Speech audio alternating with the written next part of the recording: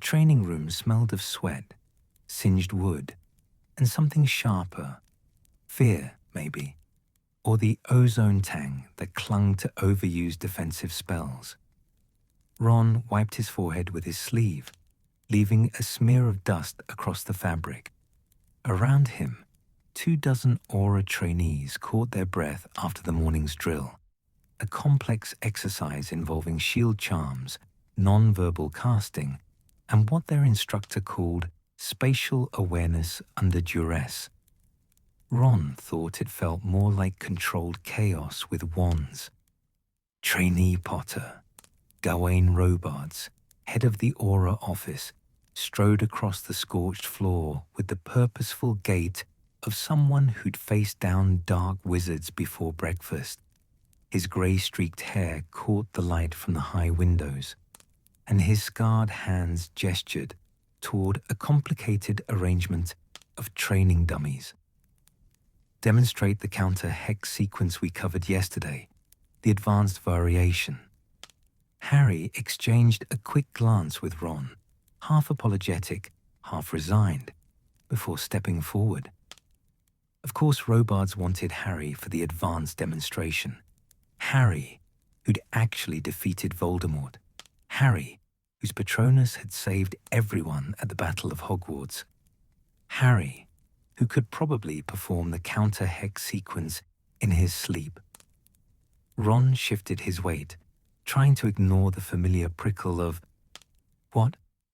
Not jealousy, exactly. He'd had months to process that particular emotion during their hunt for Horcruxes, and he'd made his peace with Harry's destiny-shaped life. This felt different, smaller, like being picked last for Quidditch teams. Except nobody was picking at all. They were just assuming he'd stand on the sidelines and watch. Trainee Granger, Robards called next, and Hermione practically vibrated with eagerness as she joined Harry. I want you to explain the theoretical foundation while Potter demonstrates. The rest of you, pay attention. This will be on your practical examination. The rest of you. Ron was part of the rest of you now, apparently. He watched as Harry moved through the sequence with characteristic efficiency. Nothing flashy, just clean spell work that got the job done. Hermione's explanation flowed in her familiar rapid-fire cadence, full of Latin root words and references to medieval charm theory that made half the trainees' eyes glaze over. Ron found himself counting the tiles on the ceiling instead. 47 across, 62 down. The same tiles he'd counted yesterday during a different demonstration that hadn't included him. Weasley! Robards' voice cracked across the room like a whip. Ron's attention snapped back. Since you seem to have mastered the art of wool gathering, perhaps you'd like to demonstrate a basic shield charm for our newer trainees. Basic? The word hung in the air like a judgment. Yes, sir, Ron said, keeping his voice level. He moved to the designated spot, raised his wand, and cast a shield charm that could have deflected a herd of rampaging hippogriffs. The shimmering barrier spread wide and strong, humming with power. Robards nodded. Adequate. Remember, trainees, the fundamentals matter just as much as advanced technique. Dismissed for lunch. Adequate. Ron had cast a shield charm that Hermione later whispered was actually brilliant, and he'd received adequate. Meanwhile, Harry had earned a nod of approval that somehow conveyed respect, admiration, and a promise of future greatness. The trainees dispersed toward the cafeteria, a generous term for the basement room with mismatched tables and a tea urn that produced liquid only technically classifiable as tea. Ron fell into step beside Harry and Hermione, who were debating the finer points of counter-hex theory with the enthusiasm of people who found such debates enjoyable. But if you consider the wand movement's effect on the spell's geometric propagation, Hermione was saying. Right, but in practice, you don't always have time for the full spiral, Harry countered. Sometimes you just need it to work. Sometimes you need it to work correctly, Hermione shot back. But she was smiling. Ron grabbed a sandwich that might have contained cheese. Might have. The lighting was poor and the filling was suspiciously orange, and settled at their usual table near the back. The cafeteria buzzed with conversation, most of it centered on the morning's training or speculation about the upcoming field assignments. Did you see Potter's casting speed? Someone at the next table said. Not quietly enough. Blimey, no wonder he beat you-know-who. Granger's got the theory down, like she wrote the textbook herself, another voice added. Probably did write it, knowing her. Ron bit into his sandwich. Definitely not cheese. Possibly not food. Hey. Hermione's hand appeared in his line of vision, waving gently. You all right? Fine, Ron said automatically. Just thinking. About, Harry prompted, looking genuinely concerned in that intense way he had. Like Ron's internal state was a puzzle that needed solving. About how I'm 20 years old and apparently destined to demonstrate basic magic while you two handle the advanced stuff, Ron thought. About how Robards looks at you like you're already a senior aura and looks at me like I'm a student who might need remedial tutoring. About how I spent 7 years helping save the wizarding world, and now I'm adequate. Nothing important, Ron said instead. Just wondering if this is actually food, or if someone hexed a sponge. Harry laughed, and the moment passed. The way moments always passed when you'd been friends long enough to know which topics to push and which to let drift by. The afternoon brought practical exercises in tracking charms, intricate spell work that required precision and patience. Ron had patience in abundance, honed from years of keeper training where success meant watching and waiting for exactly the right moment. He performed well, better than well actually, placing tracking charms that Robards himself had trouble detecting. Good concealment work, trainee Weasley, Robards said, sounding almost surprised. Almost. That one word made all the difference. By the time training ended, Ron's shoulders ached and his wand hand cramped from the endless repetitions. He apparated directly to the burrow, rather than joining Harry and Hermione for drinks at Grimmauld Place. He needed space, time, his mother's cooking, and his childhood bed, and the uncomplicated comfort of home. The burrow appeared with its usual chaotic charm, windows at odd angles, too many chimneys, gnomes chattering in the garden.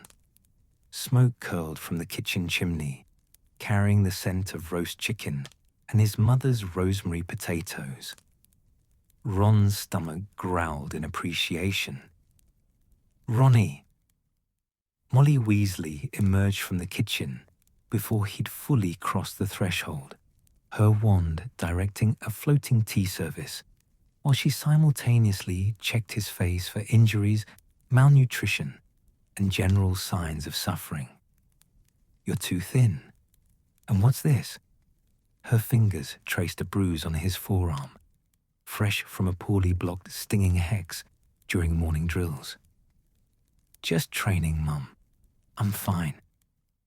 Training shouldn't leave marks like these. Her expression shifted into that particular combination of pride and terror that mothers perfected when their children chose dangerous professions. Are you sure you wouldn't rather, Arthur, tell your son he doesn't have to be an aura just because Harry is? Arthur Weasley looked up from his newspaper. The Daily Prophet, Ron noticed, with an internal wince, and offered a measured smile. I'm sure Ron's making his own choices, Molly. Though, son, you know there are other valuable positions in the ministry. The misuse of Muggle Artifacts Office could always use someone with your practical experience. I want to be an Auror, Dad, Ron said, trying to keep the edge from his voice. It's not about Harry. Except it was always a bit about Harry, wasn't it? Not in the jealous way. He'd wrestled that demon to death during the Horcrux hunt, but in the way that being friends with someone legendary made people assume you were either riding their coattails or too dim to realize you should step aside. Molly fussed over him through dinner, piling his plate with enough food to feed a Hungarian horntail. Ron ate mechanically, half listening to his father's cheerful recounting of an incident involving a Muggle toaster and a confused obliviator. Ginny arrived via flu halfway through the meal, fresh from Quidditch practice with the Holyhead Harpies, and immediately launched into a play-by-play of a complicated aerial maneuver that Ron would have found fascinating any other day. Tonight, though, his attention kept drifting to the copy of the Daily Prophet Arthur had abandoned on the side table. Ron could see the headline from where he sat. The Golden Trio's new chapter, Potter, Granger, and Weasley, begin Auror training. After dinner, after Molly's persistent offers of second helpings and third helpings, and just a little more you're wasting away, Ron retreated to his childhood bedroom. The room felt smaller than he remembered, or maybe he'd just grown. Chudley Cannon's posters covered the walls, bright orange against the blue paint, capturing a team that hadn't won the League Cup in decades, but kept trying anyway. Ron had always related to that particular brand of stubborn optimism. He picked up the Prophet he'd snagged from the living room and spread it across his bed. The article filled half the front page, complete with a large photograph of the three of them in training robes. Except the photograph had been cropped awkwardly, cutting Ron off at the shoulders so that Harry and Hermione stood centered and complete, while Ron appeared as an afterthought, partially visible on the edge. Harry Potter, the boy who lived and hero of the Battle of Hogwarts, has begun training as an Auror alongside friends Hermione Granger and Ron Weasley. The article began. Potter, whose defeat of He Who Must Not Be Named cemented his place in magical history, expressed enthusiasm for his new career path. 3 paragraphs about Harry, 2 about Hermione's plans to reform House Elf legislation and improve Muggle-born integration at the Ministry. Then finally, completing the trio is Ron Weasley, whose loyalty and courage supported his friends throughout their quest to defeat you-know-who. Weasley, the 6th son of Arthur and Molly Weasley, is expected to follow Potter's lead in the Auror program. Expected to follow Potter's lead. Ron read the line 3 times, as if repetition might change the words. He wasn't following Harry's lead. He'd chosen to become an Auror, chosen it independently, chosen it because hunting Horcruxes had shown him he was good at this work, good at the practical magic, good at thinking on his feet, good at reading dangerous situations. But the Prophet made it sound like he'd tagged along because he didn't know what else to do with himself. The photograph in the paper moved, as magical photographs did. Harry turned to say something to Hermione. Hermione laughed. Ron, bisected by the frame's edge, stood motionless in the background. A tap at the window interrupted his spiraling thoughts. Ron looked up to see a tawny owl he didn't recognize, waiting with that patient intensity owls manage so well. He opened the window, and the bird dropped a letter onto his bed before departing without waiting for a treat. The handwriting on the envelope was immediately familiar, messy, rushed, the letters leaning at inconsistent angles. George. Ron opened it. Ron, need you at the shop tomorrow. Important. Not the building's on fire. Important, but important enough that I'm using an owl instead of just shouting through the flue. Come early, before the morning rush. Trust me. GPS. If you're reading this after staring at some stupid article about how you're Harry's sidekick or some rot, stop it. I mean it. Stop. Ron blinked at the postscript. George's twin sense apparently worked through walls, time, and several miles of distance. He folded the letter carefully and set it on his bedside table, next to a photograph of the family taken before Fred died, before the war changed everything, before the world decided who they all were and how their stories would be told. Outside, the gnomes chattered in the garden, conducting their endless territorial disputes. Somewhere downstairs, his mother hummed while cleaning up from dinner. The burrow creaked and settled around him, familiar and safe and smaller than it used to be. Ron lay back on his narrow bed, staring at the Chudley Cannons poster directly above him. The players zoomed through their endless choreographed formations, never scoring, never losing, frozen in the perpetual moment before victory or defeat. The prophet's words echoed in his head, expected to follow Potter's lead. Tomorrow, he'd go to Weasley's Wizard Wheezes. Tonight, he'd sleep in his childhood room, surrounded by posters of a team that never won, in a house full of people who loved him. And somewhere in London, the prophet's printing presses were already running tomorrow's edition, no doubt filled with more stories about heroes and their faithful companions, about chosen ones and the friends who stood beside them. Ron closed his eyes. The thing about being a keeper, he thought drowsily, was that nobody noticed when you did your job right. They only noticed the chasers who scored, the seekers who caught the snitch. The keeper just kept, protected, stood firm while everyone else got the glory. He'd been fine with that during Quidditch. He'd been fine with that during the war. But now, in peacetime, with newspaper articles and training instructors and his own parents suggesting maybe he'd rather do something less dangerous. Now, for the first time, Ron wondered if being fine with it was the same as actually being happy about it. Sleep came slowly, interrupted by the distant hoot of an owl and the sound of his own thoughts circling like practice snitches he could see but never quite catch. The joke shop smelled exactly as Ron remembered. Sulphur from deflagration, deluxe fireworks, sugar from fizzing whiz-bees, and something indefinably chaotic that might have been experimental potions, or might have been the lingering essence of Fred's personality, still saturating the walls months after his death.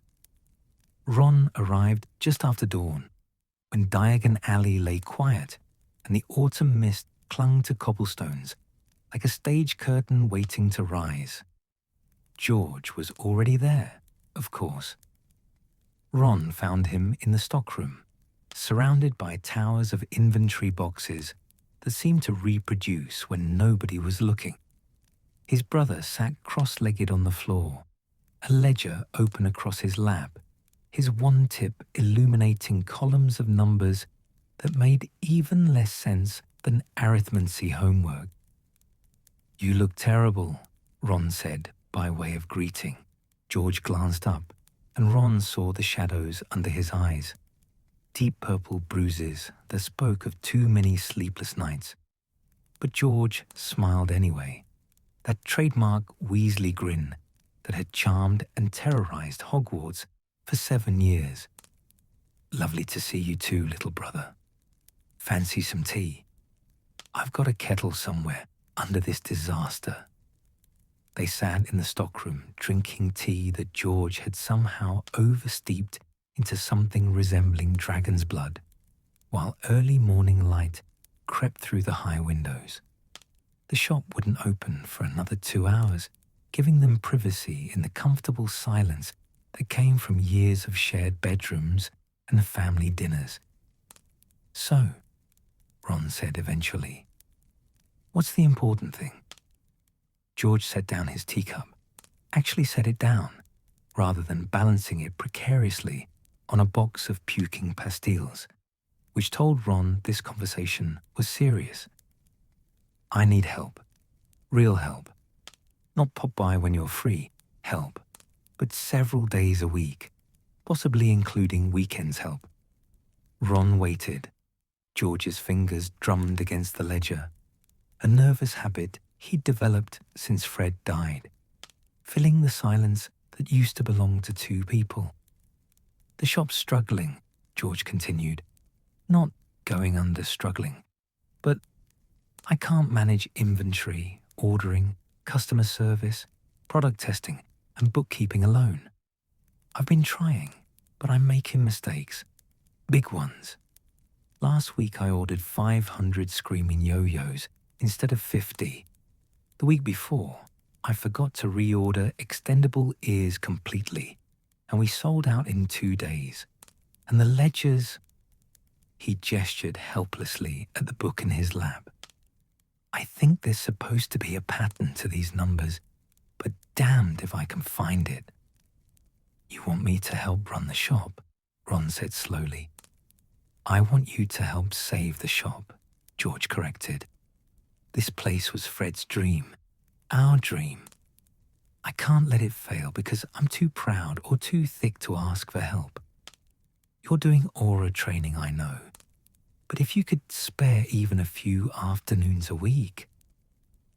Ron thought about the training room, about Robards calling him adequate, about demonstration after demonstration, where he stood with the rest of them, while Harry and Hermione performed advanced magic.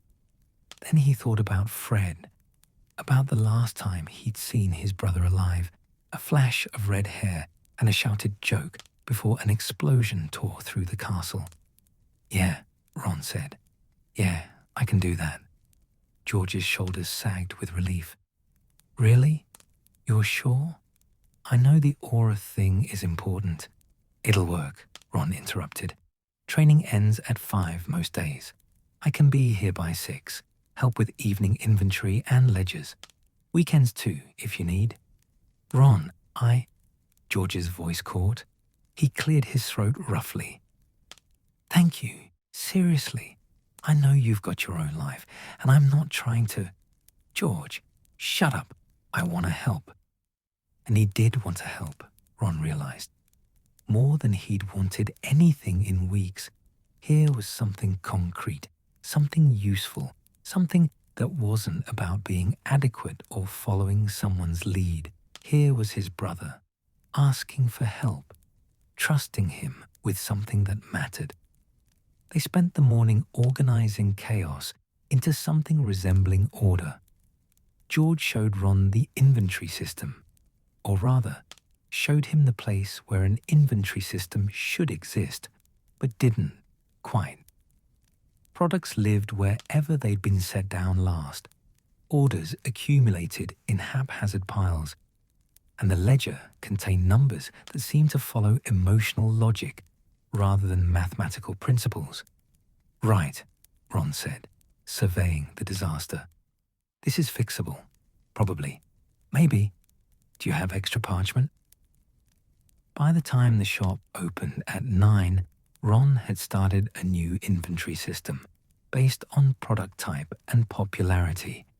It wasn't elegant, but it was functional.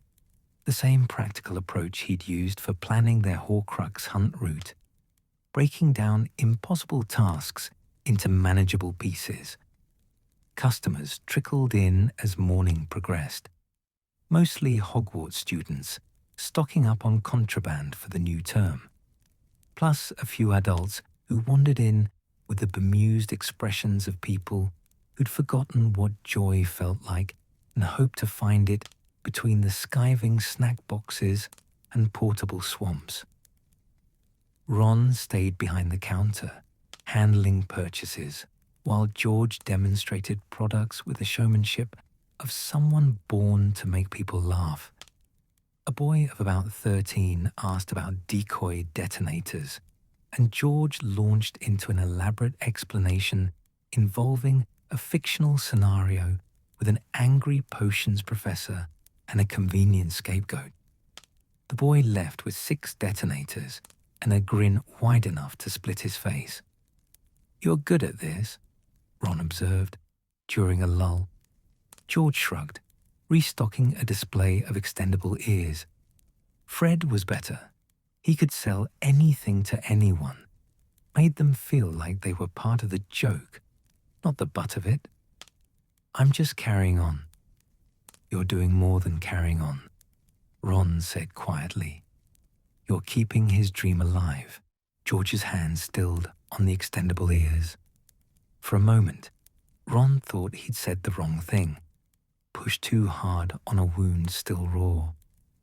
But then George nodded once, sharp and quick, and went back to arranging the display. Ron made it to Ara training the next morning with 20 minutes to spare, his mind still half occupied with inventory lists and reorder calculations. The training room looked the same as always: scorched floors, high windows, the lingering smell of defensive magic. But something felt different. Ron felt different, like he'd remembered he could be useful at things other than demonstrating basic shield charms. The morning passed in the usual blur of drills and demonstrations. Ron performed well, better than well, his hexes sharp and his defensive work solid.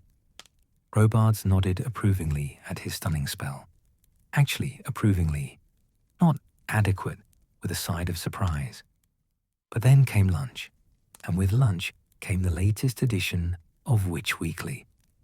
Ron wouldn't have seen it at all if Susan Bones, fellow trainee and Hufflepuff yearmate from Hogwarts, hadn't been reading it at the next table over.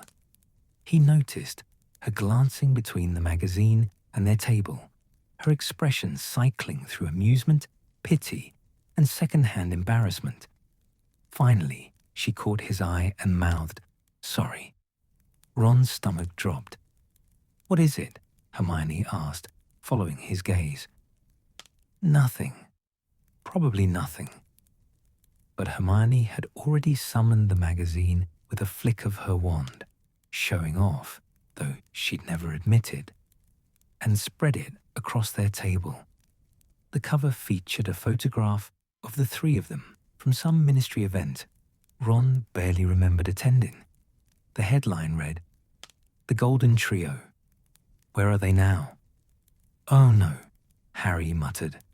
Ron scanned the article, his appetite evaporating with each paragraph.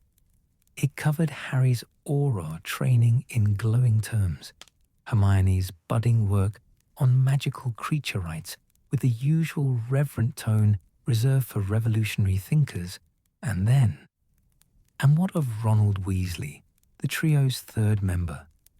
Sources close to the Aura program describe him as pleasant and trying his best, though some wonder whether he's truly Aura material or simply following in his more accomplished friend's footsteps.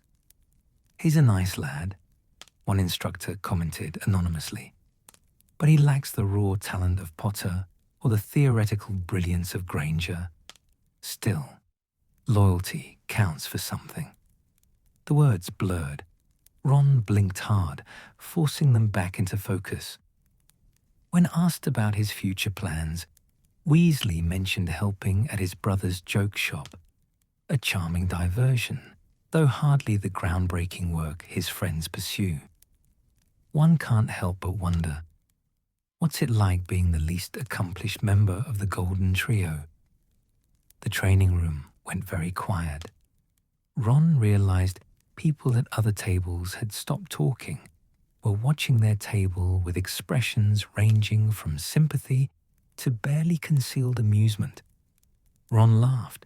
He heard himself laugh, a bright, jovial sound that bounced off the training room walls like a poorly aimed hex. Well, that's harsh, isn't it?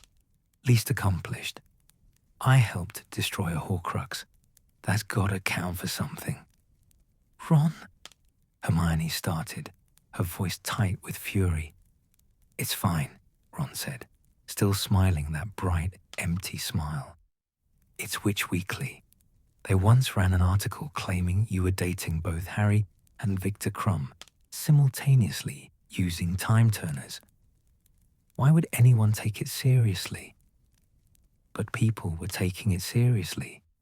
He could see it in their faces, the recalculation happening behind their eyes, the way Susan Bones looked away quickly when he met her gaze, the way the trainee at the next table whispered something to his neighbor. The afternoon's training passed in a haze. Ron performed adequately. There was that word again.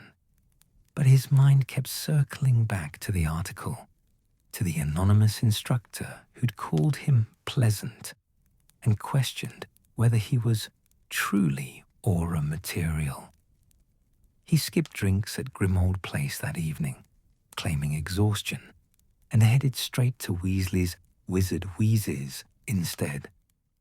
The shop was crowded with late-day customers, and George looked harried, his hair sticking up in directions that defied both physics and hair care charms. Ron stepped behind the counter without a word and started processing purchases. A witch wanted Peruvian instant darkness powder, 3 bags for what she claimed were artistic purposes, and Ron rang her up while explaining proper usage and safety precautions.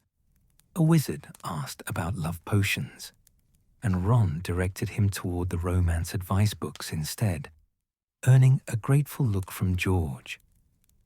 They worked in tandem through the evening rush, finding a rhythm that reminded Ron of keeper drills, anticipating needs, covering gaps, moving through the space like they'd choreographed it. By closing time, Ron's shoulders ached and his voice was hoarse from talking to customers, but his mind felt clearer than it had all day. "You all right?" George asked, flipping the shop sign to closed and locking the door with a complex series of charms that probably violated several safety regulations. "Fine, Ron." "I'm fine, George." George leaned against the counter, arms crossed, his expression cycling through the various stages of Big Brother concern. "You're doing that thing where you smile with your mouth, but not your eyes. What happened?" Ron considered deflecting again, but exhaustion won over pride. He pulled the crumpled copy of Witch Weekly from his pocket. Hermione had insisted he take it, for reasons he didn't want to examine, and tossed it on the counter. George read it in silence, his expression darkening with each paragraph. When he finished, he looked up at Ron with something dangerous in his eyes. "Right, so we're burning down Witch Weekly's offices. Tonight, I'll bring the flu powder. You bring the righteous fury." Despite everything, Ron smiled. "Can't burn down the press. That's probably illegal." "Since when do we care about illegal?" George waved the magazine like evidence in a trial. "This is rubbish, Ron. Actual rubbish." "Least accomplished?" "You helped destroy Voldemort. You saved Harry's life about 15 times. You mostly just stood there while Harry and Hermione did the impressive bits, Ron interrupted. The words hung between them, and Ron realized he'd spoken them with the casual certainty of someone stating established fact. The sky is blue. Dung bombs smell terrible. Ron Weasley is the least impressive member of the Golden Trio. George set down the magazine very carefully. Come with me. He led Ron up the stairs to the flat above the shop, the space he and Fred had shared, now occupied by George alone. The flat looked exactly as Ron remembered from visits during their 6th year. Cluttered, chaotic, and somehow comfortable, despite violating every principle of interior design. Product prototypes covered every surface. Scorch marks decorated the walls. A pygmy puff nested in what might have once been a fruit bowl. George pulled 2 bottles of butterbeer from a cooling charm gone slightly wrong. The bottles were warm instead of cold, and handed one to Ron. They sat on the battered sofa that had survived the shop's grand opening and countless product testing disasters. You know what Fred used to say about you? George asked quietly. Ron shook his head. He said you were the only one of us with any sense. Said you were the one who'd actually survived middle age because you thought before you acted. Said you'd probably end up running the ministry someday because you understood people in a way the rest of us didn't. Fred said that? He said a lot of things. Most of them were jokes. But that was real. George took a long drink of warm butterbeer. And he was right. You do understand people. You knew I needed help before I worked up the courage to ask. You know which customers are buying products to cause harmless mischief, and which ones are planning something nasty. You've always been the one who sees the emotional currents the rest of us miss. Ron stared at his butterbeer bottle, watching condensation that shouldn't exist. The cooling charm was really broken, dripped down the glass. The article said, I'm just trying my best, like it's something pitiable. The article is written by someone who's never done anything braver than write gossip columns, George said flatly. You faced down Death Eaters. You walked into the forbidden forest knowing you might die. You chose to go on that Horcrux hunt when you could have stayed safe. That's not trying your best. That's being bloody extraordinary. Then why Ron's voice cracked. He cleared his throat roughly. Why does everyone act like I'm just there? Like I'm Harry's friend or Hermione's boyfriend or your brother, but not actually someone worth noticing on your own? Ron nodded, not trusting himself to speak. George was quiet for a moment, and when he spoke again, his voice carried a weight Ron had never heard before. After Fred died, everyone kept telling me I was still funny, still clever, still myself, just less of myself. Like Fred took half of me with him, and now I'm walking around incomplete. And maybe that's true. Maybe I'm half of what I was. But the half that's left, that half matters too. That half is still worth something. He met Ron's eyes. You're not half of anything, Ron. You're not Harry's sidekick or Hermione's backup. You're the one who held us together when everything fell apart. You're the one who came back after leaving, which is harder than never leaving at all. You're the one sitting here helping me save Fred's dream because you care about family more than glory. The papers don't write articles about that, Ron said quietly. No, George agreed. They don't. And maybe they never will. But the people who matter know the truth. They sat in silence, drinking warm butterbeer in a flat that still smelled like Fred's. experimental potions. Outside, Diagon Alley settled into evening quiet. Shops closing, workers heading home. The daily rhythm of magical commerce winding down. Ron thought about the article, about the anonymous instructor's assessment, about all the demonstrations he'd watched from the sidelines. He thought about ledgers and inventory systems, and the way George's shoulders had relaxed when Ron said he'd help with the shop. "I'm supposed to just be fine with it?" Ron asked. "With everyone thinking I'm ordinary?" "You're supposed to know you're extraordinary," George said. "What everyone else thinks is their problem, not yours." It sounded easy when George said it. It sounded like wisdom, like truth, like something Ron should tattoo on his arm for reference during moments of doubt. But walking home to Grimmauld Place later that night, Harry had insisted Ron move in after the war, claiming the house was too big and too depressing for one person. Ron passed a newsstand where Witch Weekly sat in prominent display. The photograph on the cover showed Harry mid-laugh, Hermione smiling brilliantly, and Ron standing slightly behind them, his expression pleasant and unremarkable.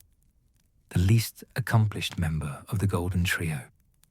Pleasant, trying his best, lacking raw talent and theoretical brilliance.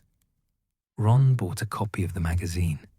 He didn't know why, masochism maybe, and continued home through streets that felt colder than autumn warranted. At Grimmauld Place, he found Harry waiting up in the kitchen, 2 mugs of tea already prepared.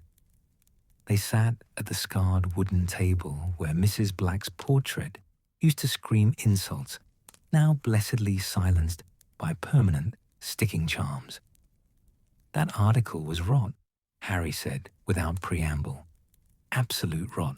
You know that, right?" "Sure," Ron said. "Ron, I'm serious. You saved my life at the Ministry.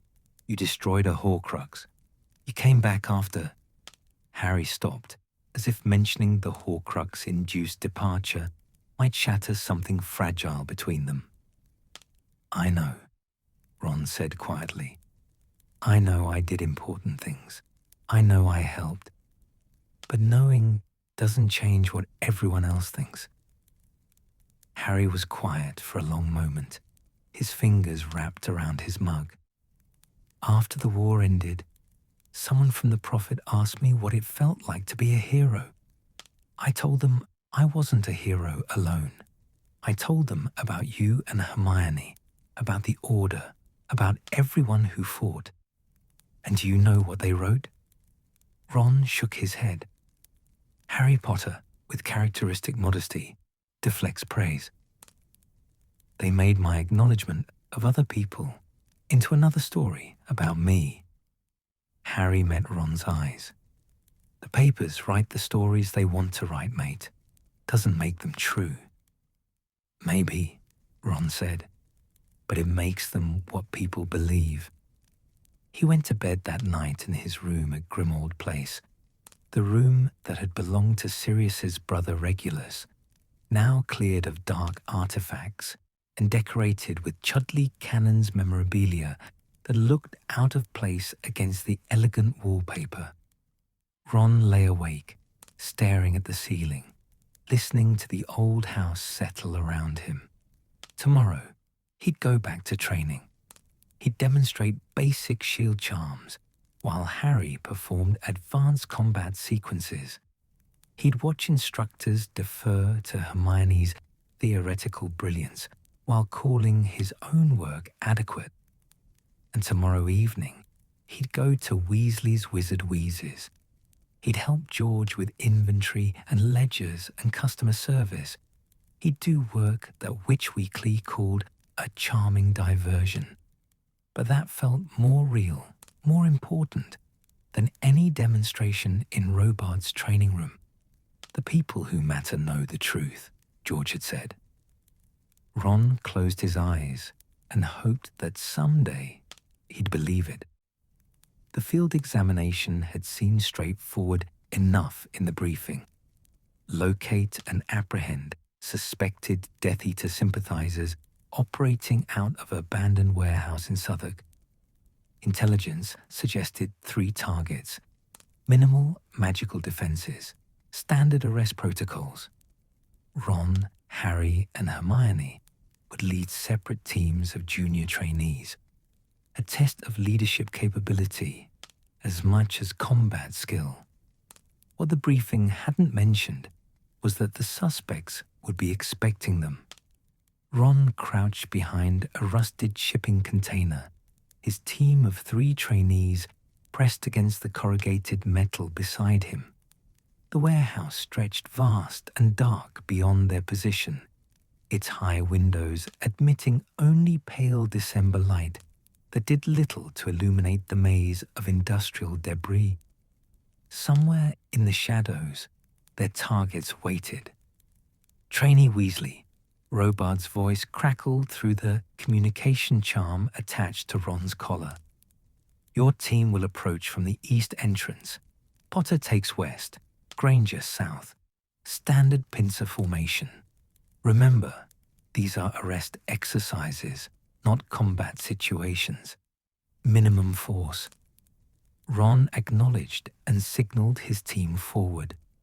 He'd drawn the nervous ones, a witch named Alicia Pemberton, who'd nearly failed her written exams, a wizard called Marcus Flint. No relation to the Slytherin Quidditch player, he'd insisted, who overcompensated for his uncertainty with aggressive spell work, and quiet Dennis Creevey, Colin's younger brother, who'd watched his sibling die at Hogwarts and now moved through the world with the careful precision of someone who'd learned that carelessness cost lives. They moved through the warehouse in textbook formation, wands raised, senses alert.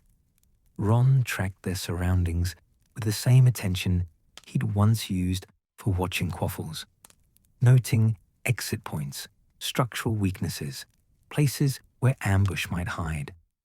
The warehouse smelled of rust, old machinery oil, and something else. Something that made his instincts prickle with warning. Fear. The warehouse smelled like fear. Ron raised his fist, signaling stop. His team froze. Sir, Pemberton whispered. Something's off, Ron murmured, scanning the darkness. Be ready. The attack came from 3 directions simultaneously, jets of red light that would have stunned them if Dennis hadn't erected a shield charm with impressive speed. The trainees scattered into cover as hexes ricocheted off metal and concrete. Return fire, Flint shouted, already launching stunners into the darkness. Wait, Ron started, but the situation was escalating too quickly. From his position, Ron caught glimpses of the attackers. 3 figures in dark robes, faces concealed, moving through the warehouse with the coordination of trained fighters. But something about their movements felt wrong. The hexes came fast, but lacked the vicious precision of true Death Eater spellwork. They were holding back, pulling their shots, almost like they wanted to be caught. Cease fire, Ron commanded. His team looked at him like he'd suggested surrendering their wands. Another stunner flew past Ron's head, close enough that he felt the magic's heat. Sir, they're attacking us, Pemberton protested. They're not, Ron said with sudden certainty. He'd seen this pattern before, during the war. The feints, the deliberate misses, the attacks designed to look dangerous while avoiding actual harm. Trust me, everyone lower your wands.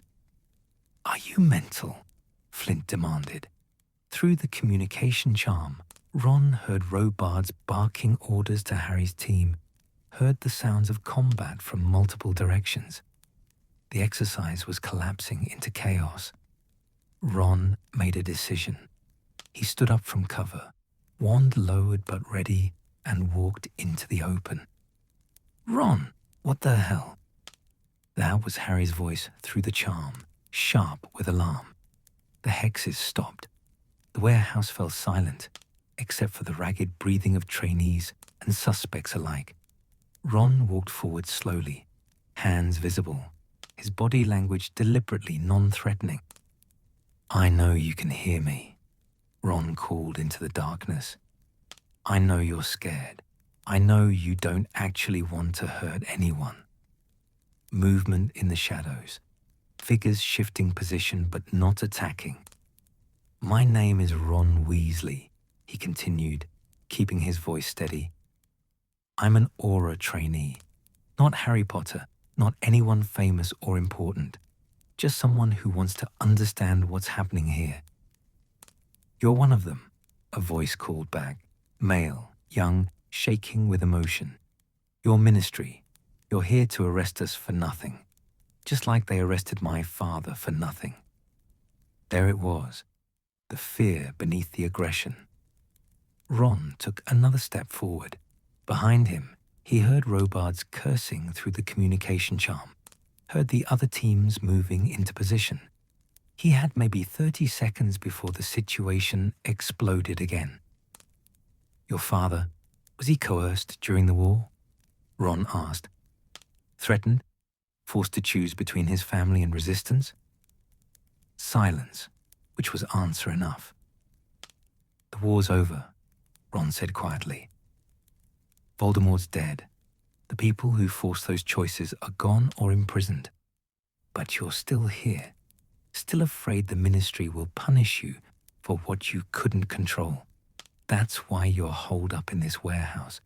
That's why you attacked us with hexes, deliberately designed not to seriously injure." "You don't know anything about it," another voice, female, older, bitter. "You're Harry Potter's friend. You won. What do you know about being afraid?" Ron laughed, and the sound echoed strangely in the vast space. "I spent 7 years being afraid. Afraid I wasn't good enough. Afraid I'd let my friends down. Afraid I'd die before proving I mattered. I destroyed a Horcrux while wearing a locket that made me believe everyone I loved would be better off without me. I walked into the Battle of Hogwarts knowing I'd probably die. So yeah, I know about being afraid." He'd reached the center of the warehouse now, standing in a shaft of pale winter light from the high windows. Ron could see them clearly now, 3 figures emerging from shadow, lowering their wands with obvious reluctance. They were young, younger than he'd expected. The male speaker couldn't be more than 20. The woman, maybe 35. The third figure, still silent, looked like a teenager. "We're not Death Eaters," the young man said. "We're just... My father was arrested for helping distribute food during the war. Food that Death Eaters had stolen, yeah. But what was he supposed to do? Let people starve? Now he's in Azkaban, and the Ministry won't even review his case. My brother," the woman added, her voice breaking. "They found dark artifacts in our house. Artifacts planted by actual Death Eaters to frame us. He's awaiting trial, been waiting 8 months. We can't afford a solicitor. We just wanted to make noise, make someone pay attention. By attacking Aura trainees?" That was Robards, stepping into the light with his wand raised. Harry and Hermione flanked him, their teams spread in arrest formation. "That's not making noise, that's terrorism." "It's desperation," Ron corrected, not moving from his position between the suspects and the Aura forces. "And they weren't attacking us. They were staging a protest, hoping to be arrested so someone would finally listen." Robards' expression cycled through anger, confusion, and grudging consideration. "Trainee Weasley, step aside. We're taking these three into custody. Sir, with respect, that's exactly what they want. And it's exactly the wrong response. Ron turned to face Robards directly, aware he was probably ending his aura career, but unable to stop. These people aren't dangerous. They're victims of a broken system that's so focused on punishing Death Eaters that it's catching innocent people in the net. If we arrest them now, we prove their point, that the Ministry doesn't care about justice, just about looking tough. What do you suggest? Hermione asked quietly, and Ron heard the support in her voice, the same tone she'd used when he'd suggested they break into Gringotts, when logic said no, but intuition said yes. Let me take their information, Ron said. Names, case details, evidence of innocence. I'll personally deliver it to the Wizengamot Review Board. No arrests, no charges, just help. The warehouse held its breath. Ron could feel everyone's eyes on him, the suspects weighing whether to trust, the auras calculating whether he was naive or brilliant, Robards considering whether to let a trainee completely upend arrest protocol. Finally, Robards lowered his wand. You have 10 minutes, Weasley. And if this goes wrong, it's your career. It took 15 minutes, not 10.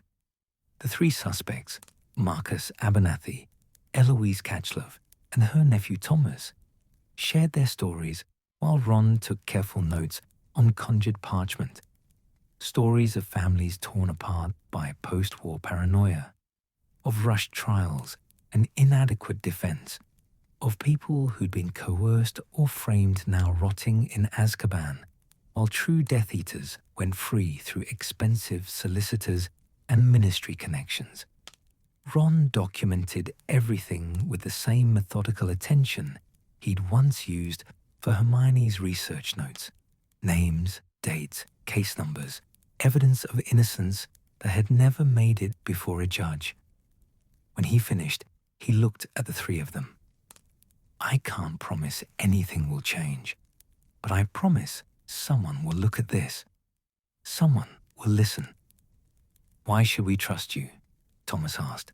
The teenager, Ron realized, probably 16 at most. Your Ministry. I'm not Ministry, Ron said. Not yet, anyway. I'm just someone who thinks the war should actually be over, not just declared over while people keep suffering. They left without incident. The Auras escorted Abernathy, Catchlove, and Thomas to Ministry headquarters for formal interviews, voluntary, not arrests, while Ron watched them disappear through the warehouse doors with a sick certainty that he'd just destroyed his career before it started. The ride back to the Ministry was silent. Ron sat between Dennis and Pemberton in the official Ministry vehicle, a flying Ford Anglia that had been legitimately enchanted, unlike his father's illegal version, while Robards sat up front, radiating disapproval so thick it felt like a physical presence. At headquarters, Robards dismissed everyone except Ron, Harry, and Hermione to his office. The room was small and cluttered, filled with case files and the lingering smell of strong tea. Robards sat behind his desk, fingers steepled, his expression unreadable. That, he said finally, was either the most brilliant piece of field negotiation I've seen in 30 years or the most spectacularly reckless abandonment of protocol in Aura history. Ron waited. Beside him, he felt Harry and Hermione tense, ready to defend him.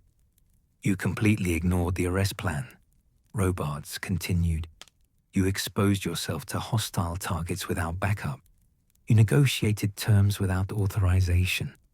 You promised Ministry action you have no authority to deliver. Yes, sir, Ron said quietly. You also, Robards added. And something shifted in his voice, prevented what could have been a violent confrontation resulting in casualties on both sides.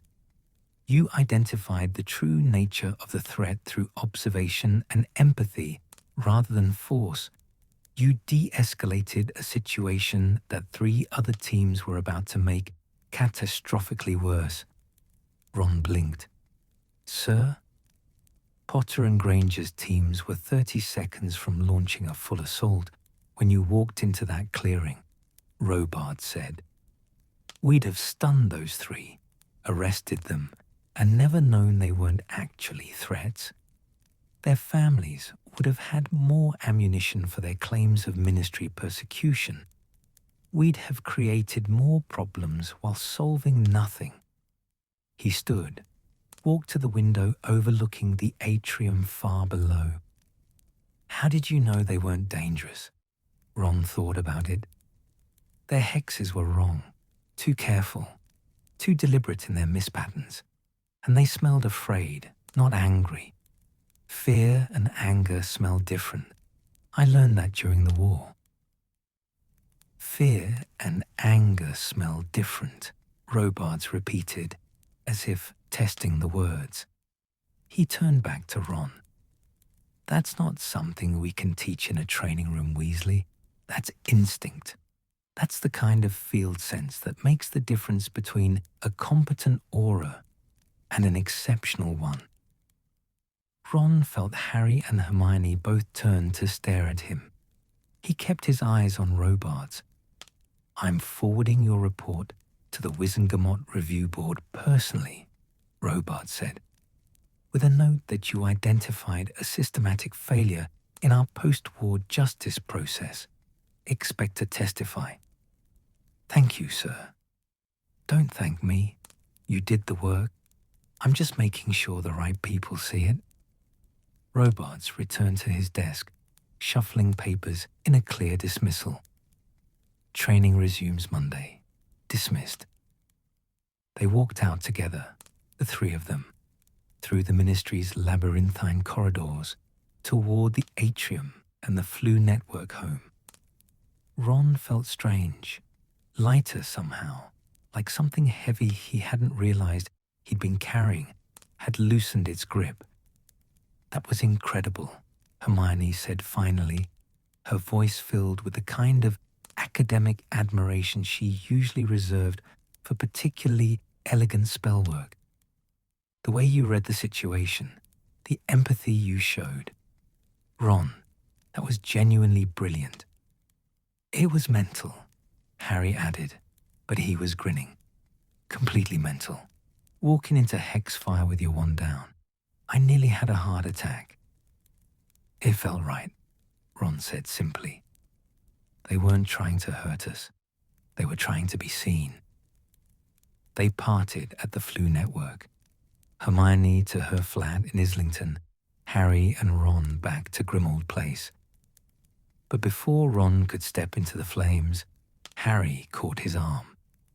The Prophet will probably report this, Harry said quietly.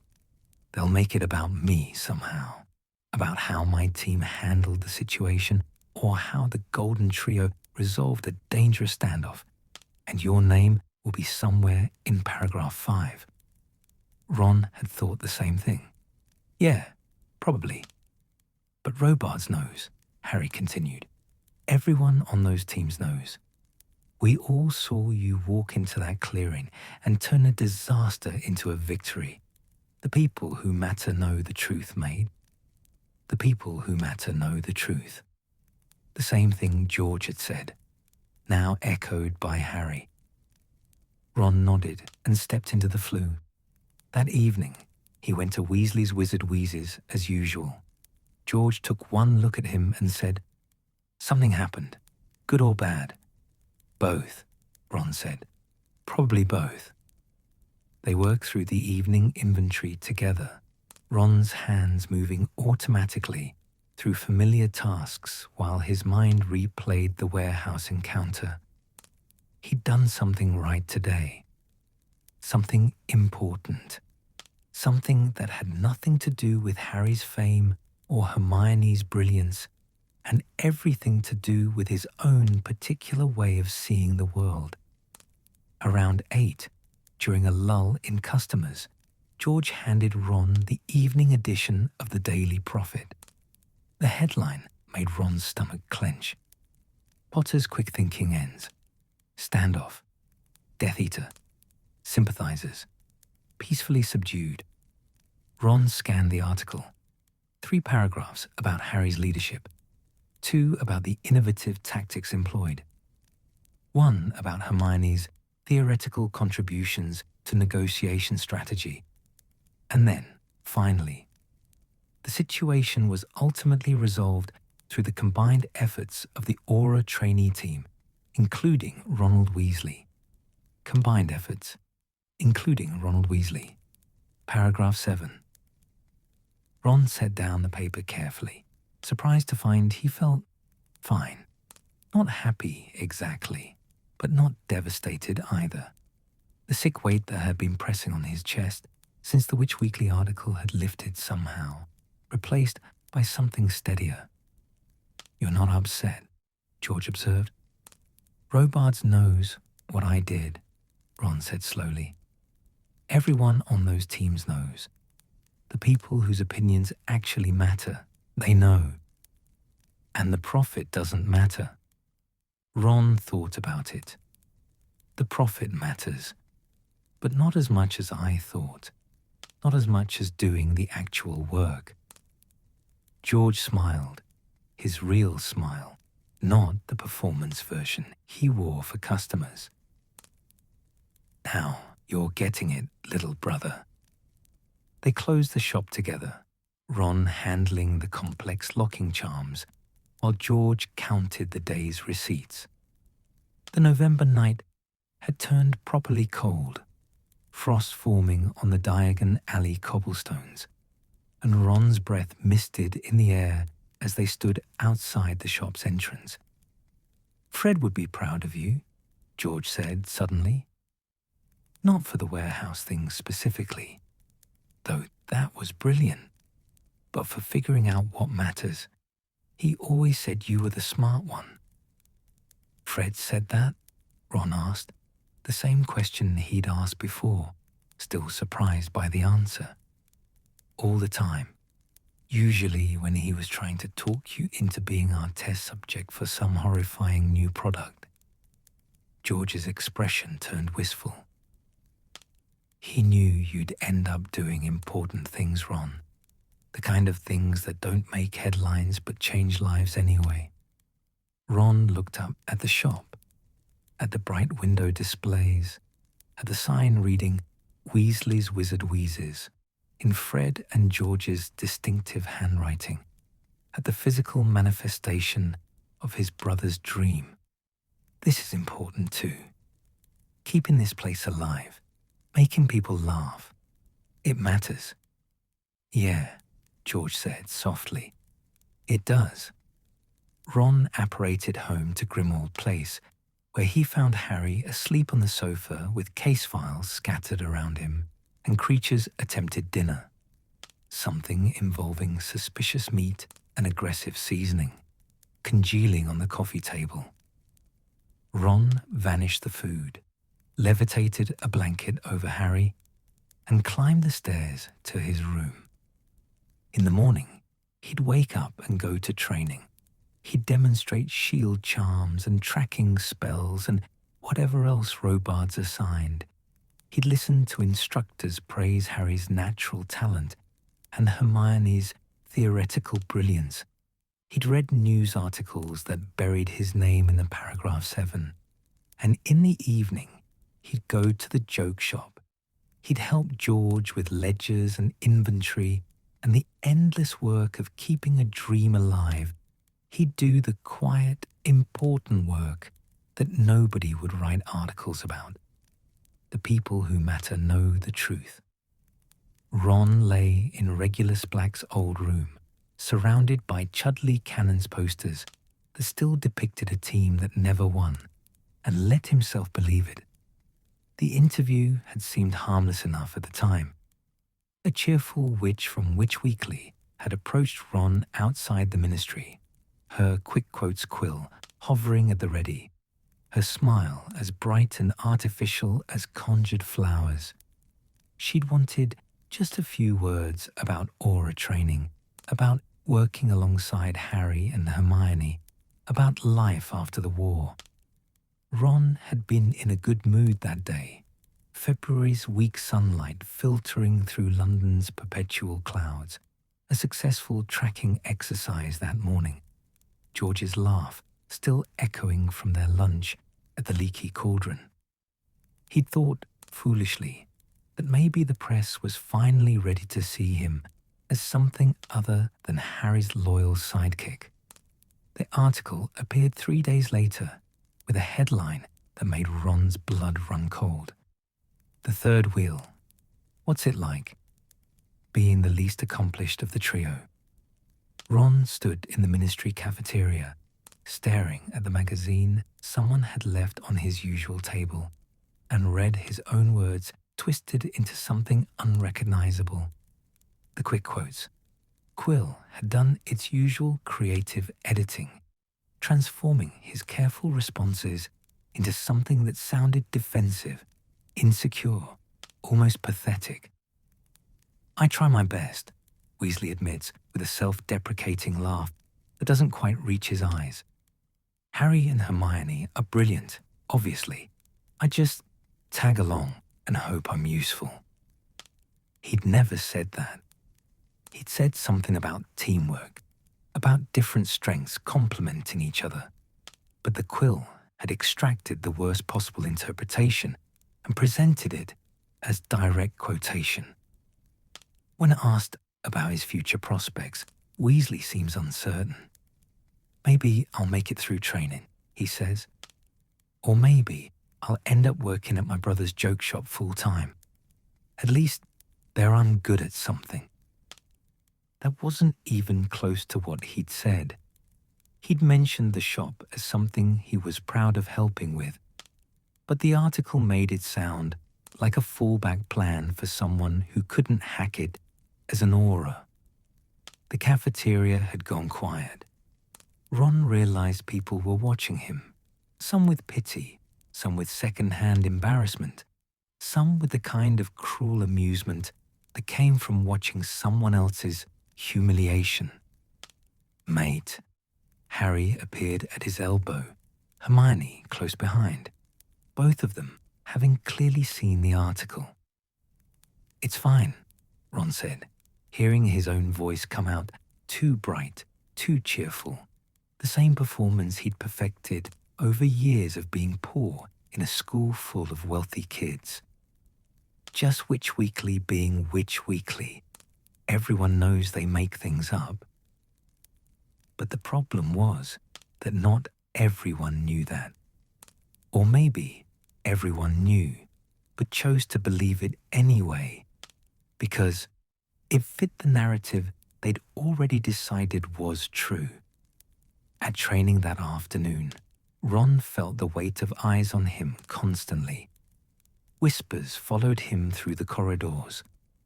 During a break, he overheard two trainees he barely knew discussing the article in voices that weren't quite quiet enough. Sad, really. Imagine being friends with Harry Potter and still being so mediocre. My mum always said the Weasleys were nice enough, but hardly impressive. Ron turned and walked the other direction before he heard more. His hands trembled slightly, and he shoved them in his pockets to hide it. The worst part came 3 days later, when a young trainee, Davies, fresh from Hogwarts, bright-eyed and eager, approached Ron after a particularly grueling defensive exercise. Weasley, Davies said, his tone friendly, but carrying an edge that made Ron's shoulders tense. I was wondering, did Granger help you study for the written exams? I'm struggling with the theory section, and if she tutored you, maybe she'd be willing to. She didn't tutor me, Ron interrupted, his voice flat. I passed on my own. Davy's expression flickered. Surprise, disbelief, maybe a hint of embarrassment. Right, of course. I just thought, since you and she are, together, I figured she'd help you. I said I passed on my own. Ron's voice came out harder than he'd intended. Several nearby trainees turned to look. Hermione didn't help me. Harry didn't help me. I studied, took the exam, and passed it myself. Is that clear enough? Davies backed away, hands raised. Sorry, mate. Didn't mean to offend. But the damage was done. Now Ron was the sensitive one, the trainee who couldn't take a simple question without snapping. He heard the whispers start again, saw the knowing looks exchanged between people who thought they understood what it meant to be Ronald Weasley. That evening at Weasley's Wizard Wheezes, Ron threw himself into work with barely contained fury. He reorganized an entire section of merchandise that didn't need reorganizing, his movements sharp and aggressive. A display of pygmy puffs squeaked in alarm as he rearranged their habitat with unnecessary force. Easy, George said, appearing beside him with 2 butterbeers. Those pygmy puffs didn't write the article. I know, Ron said through gritted teeth. Want to talk about it? No. Want to set something on fire? Ron laughed despite himself, a short bark that held no humor. Can't. Probably illegal. Most fun things are. George handed him a butterbeer and leaned against the counter, his expression serious in a way that reminded Ron painfully of Fred, the moments when the twins stopped performing and showed you the sharp intelligence underneath.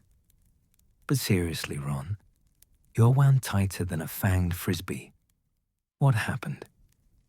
Ron took a long drink, then told him about the article, about Davy's assumption that Hermione had helped him cheat, about the constant whispers that followed him everywhere now. The words came faster as he went, picking up momentum like a spell gaining power. And the worst part, Ron finished, his voice raw, is that part of me wonders if they're right. Maybe I did only pass because Hermione and Harry pulled me along. Maybe I am just the third wheel, the friend who's there, because they're too loyal to say, actually, we don't need you anymore. George set down his butterbeer with deliberate care. Right, training room, now. What? We've got a training room in the back for testing products safely. Come on. George led him through the shop's storage area to a reinforced room Ron had never seen before. The walls were covered in scorch marks and impact craters, evidence of countless explosive experiments. Practice dummies lined one wall, not the sophisticated kind from aura training, just simple targets. George conjured a dummy in the center of the room and stepped back. Hex it, don't hold back. Pretend it's everyone who's ever made you feel like you don't matter. George, I don't do it. Ron raised his wand and fired off a stunner. The dummy's head snapped back but didn't fall. Harder, George said. Ron cast again, then again, his hexes coming faster and more aggressive. A blasting hex that shattered the dummy's arm, a cutting curse that opened its torso, a knockback jinx that slammed it against the far wall. His magic flowed hot and angry, each spell carrying months of accumulated frustration.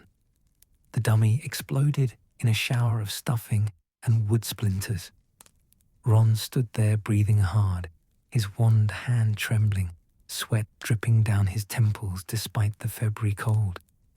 The rage that had been building since the Witch Weekly article, maybe since long before that, felt spent, leaving only exhaustion in its wake. Feel better? George asked. Not really, Ron admitted. Just tired. Good. Anger's like that. Burns hot, leaves you empty. George repaired the dummy with a casual flick of his wand. Now we can actually talk.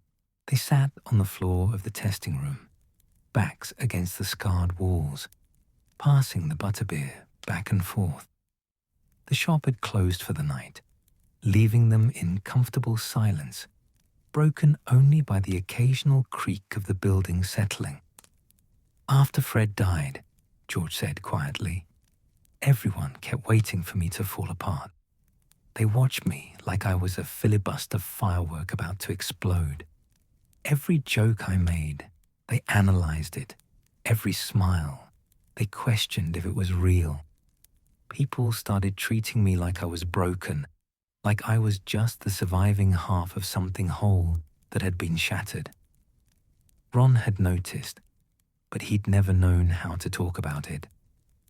And the thing is, George continued, I was broken, still am, probably, but I was also still me, still capable, still clever, still able to run this shop and create products and live my life.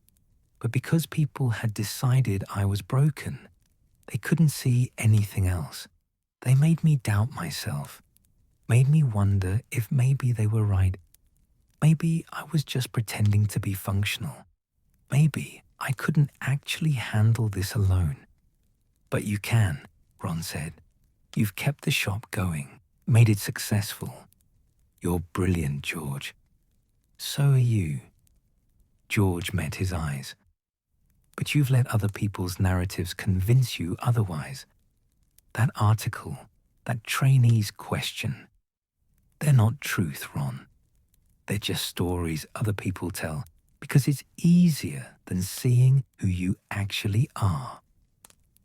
And who am I? Ron asked, the question coming out more vulnerable than he'd intended. You're the wizard who destroyed a Horcrux while being psychologically tortured by it. You're the strategist who planned half our Horcrux hunt route. You're the aura trainee who talked down a potentially deadly confrontation through empathy and observation. You're my business partner who increased shop revenue by 40% in 3 months. George paused. You're extraordinary, Ron, but you'll never believe it if you keep measuring yourself by other people's yardsticks. Ron stared at the destroyed dummy across the room, at the evidence of his own power literally scattered across the floor. How do you stop caring what people think? You don't, George said simply. You just start caring more about what you think. And that starts with being honest about your own capabilities. The next morning, Ron arrived at training to find a memo on his desk. Report to Gawain Robards' office immediately. His stomach dropped. The incident with Davies must have been reported. Or maybe Robards had finally decided Ron's performance wasn't up to standard. Maybe this was it, the official acknowledgement that he didn't belong here. Robards' office door stood open. Ron knocked anyway, and Robards looked up from a mountain of paperwork. Weasley, sit. Ron sat, preparing himself for dismissal. I've been reviewing your performance records, Robards said, shuffling through files. Practical scores are excellent, top 10% of your class. Written exams passed with high marks. Field exercises show strong strategic thinking and exceptional emotional intelligence. Your tracking work is some of the best I've seen from a trainee. Ron blinked. That sounded like praise, not dismissal. So I'm concerned, Robards continued, about reports that you're struggling, that you seem uncertain about your capabilities, that you've been volatile. Sir, Robards held up a hand. Let me finish. I know about the Witch Weekly article. I know about the questions regarding whether Granger helped you with exams. And I'm telling you now, officially, that those concerns are baseless rubbish perpetuated by people who can't see past Harry Potter's shadow. Ron's throat felt tight. He managed a nod. You're a good aura, Weasley. You have instincts that can't be taught, and skills that most trainees would kill for, but you're also carrying around doubt that's preventing you from reaching your full potential. Robards leaned back in his chair. So I'm assigning you mandatory counseling, not as punishment, as a resource. You'll meet with Healer Stroud twice a week. That's an order. A healer? Ron asked.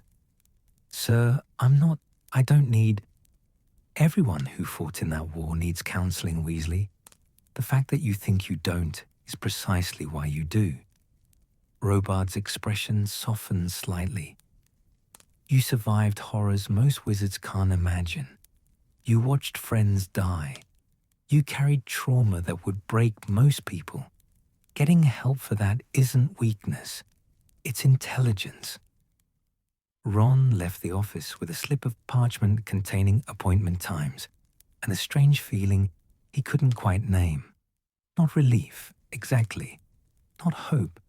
Just possibility. Healer Stroud's office was in the ministry's medical wing, a quiet space far from the bustling atrium. The healer herself was older than Ron's mother, with iron grey hair pulled into a severe bun and eyes that had clearly seen everything and remained unimpressed by most of it. She'd fought in the First War against Voldemort, according to the certificates on her wall, and survived the second one working triage at Hogwarts. Mr. Weasley, she said, gesturing to a chair. Or do you prefer Ron?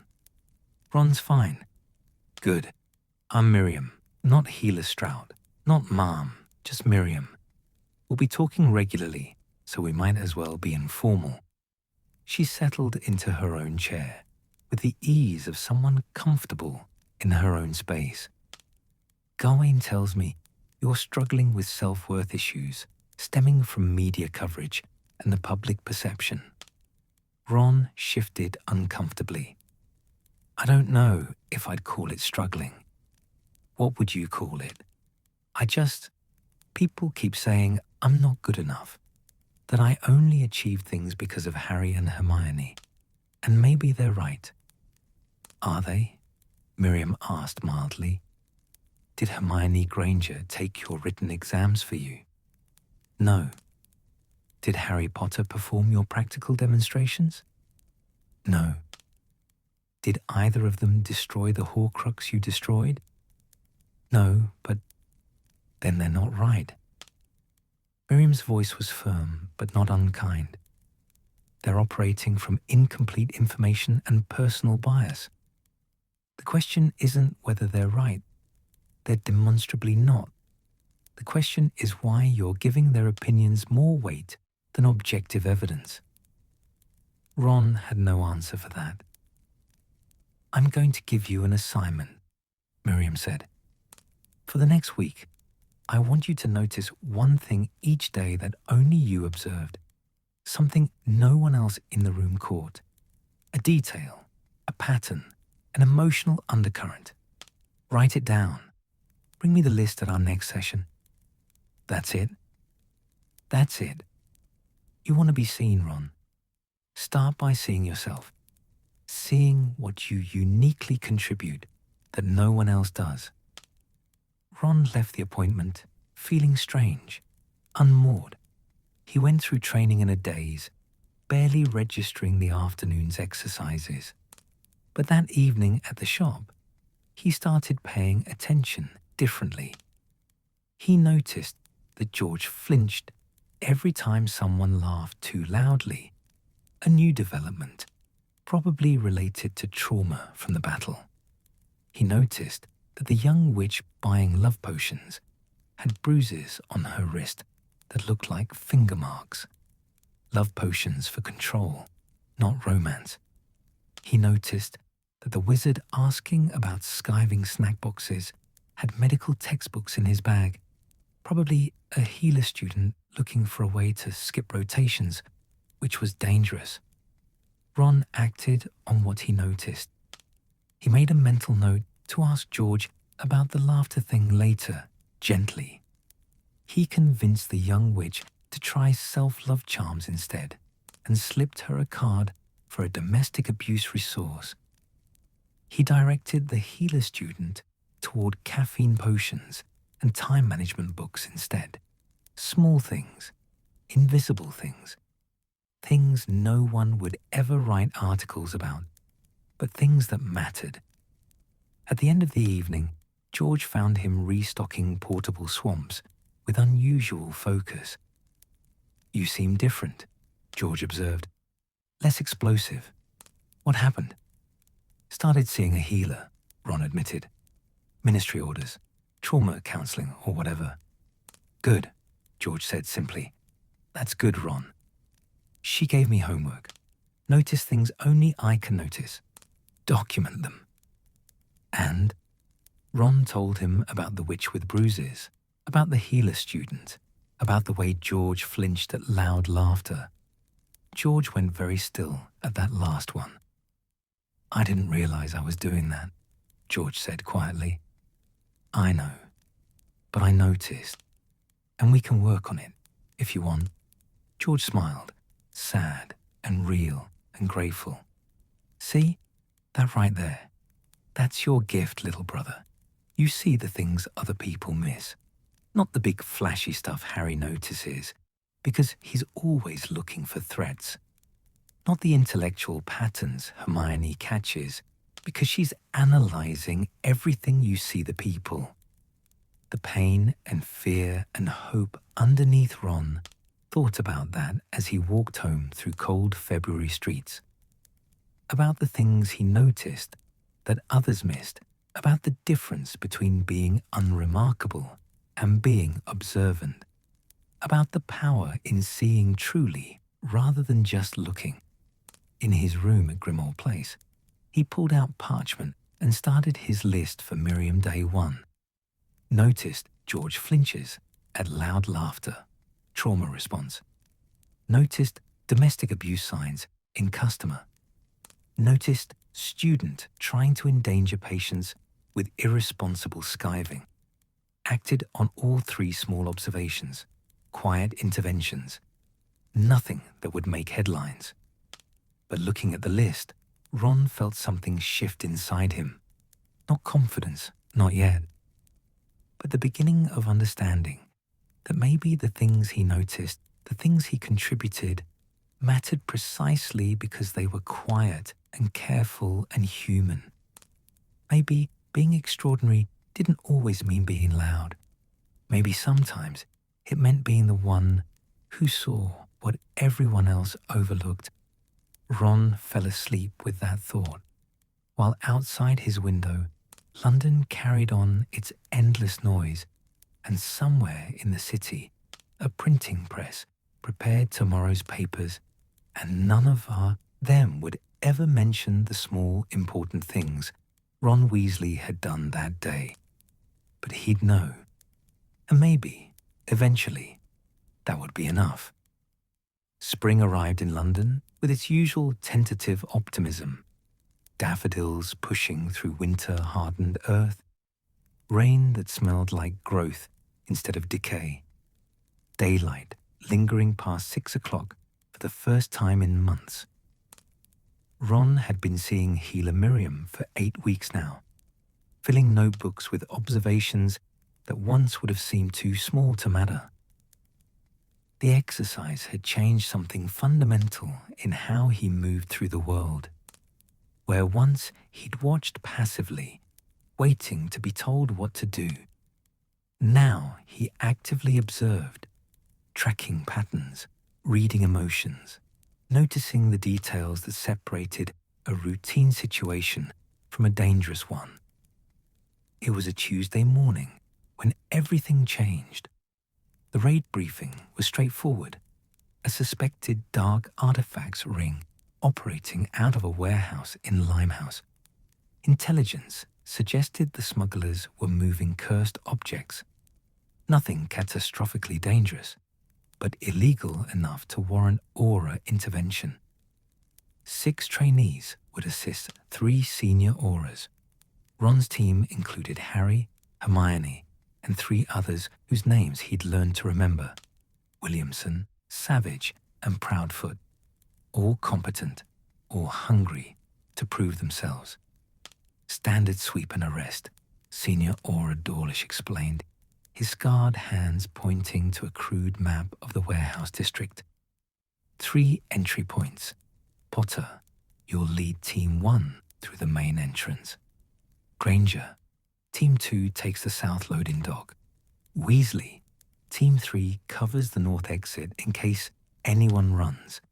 This should be clean and simple. Should be.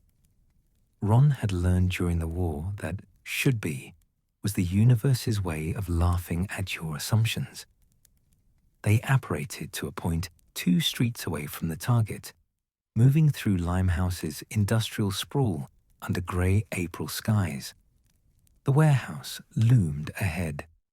3 stories of grimy brick and broken windows, surrounded by the smell of Thames mud and diesel fuel. Ron's team took position at the north exit, a rusted metal door that hung slightly ajar. Through the communication charm attached to his collar, Ron heard Dawlish give the signal. All teams, move in. They entered the warehouse to find it seemingly empty. Too empty. Ron's instincts prickled with warning, the same sensation he'd learned to trust during Horcrux hunting, the feeling that preceded disaster by seconds. Spread out, Williamson said, already moving deeper into the warehouse. Check for concealment charms.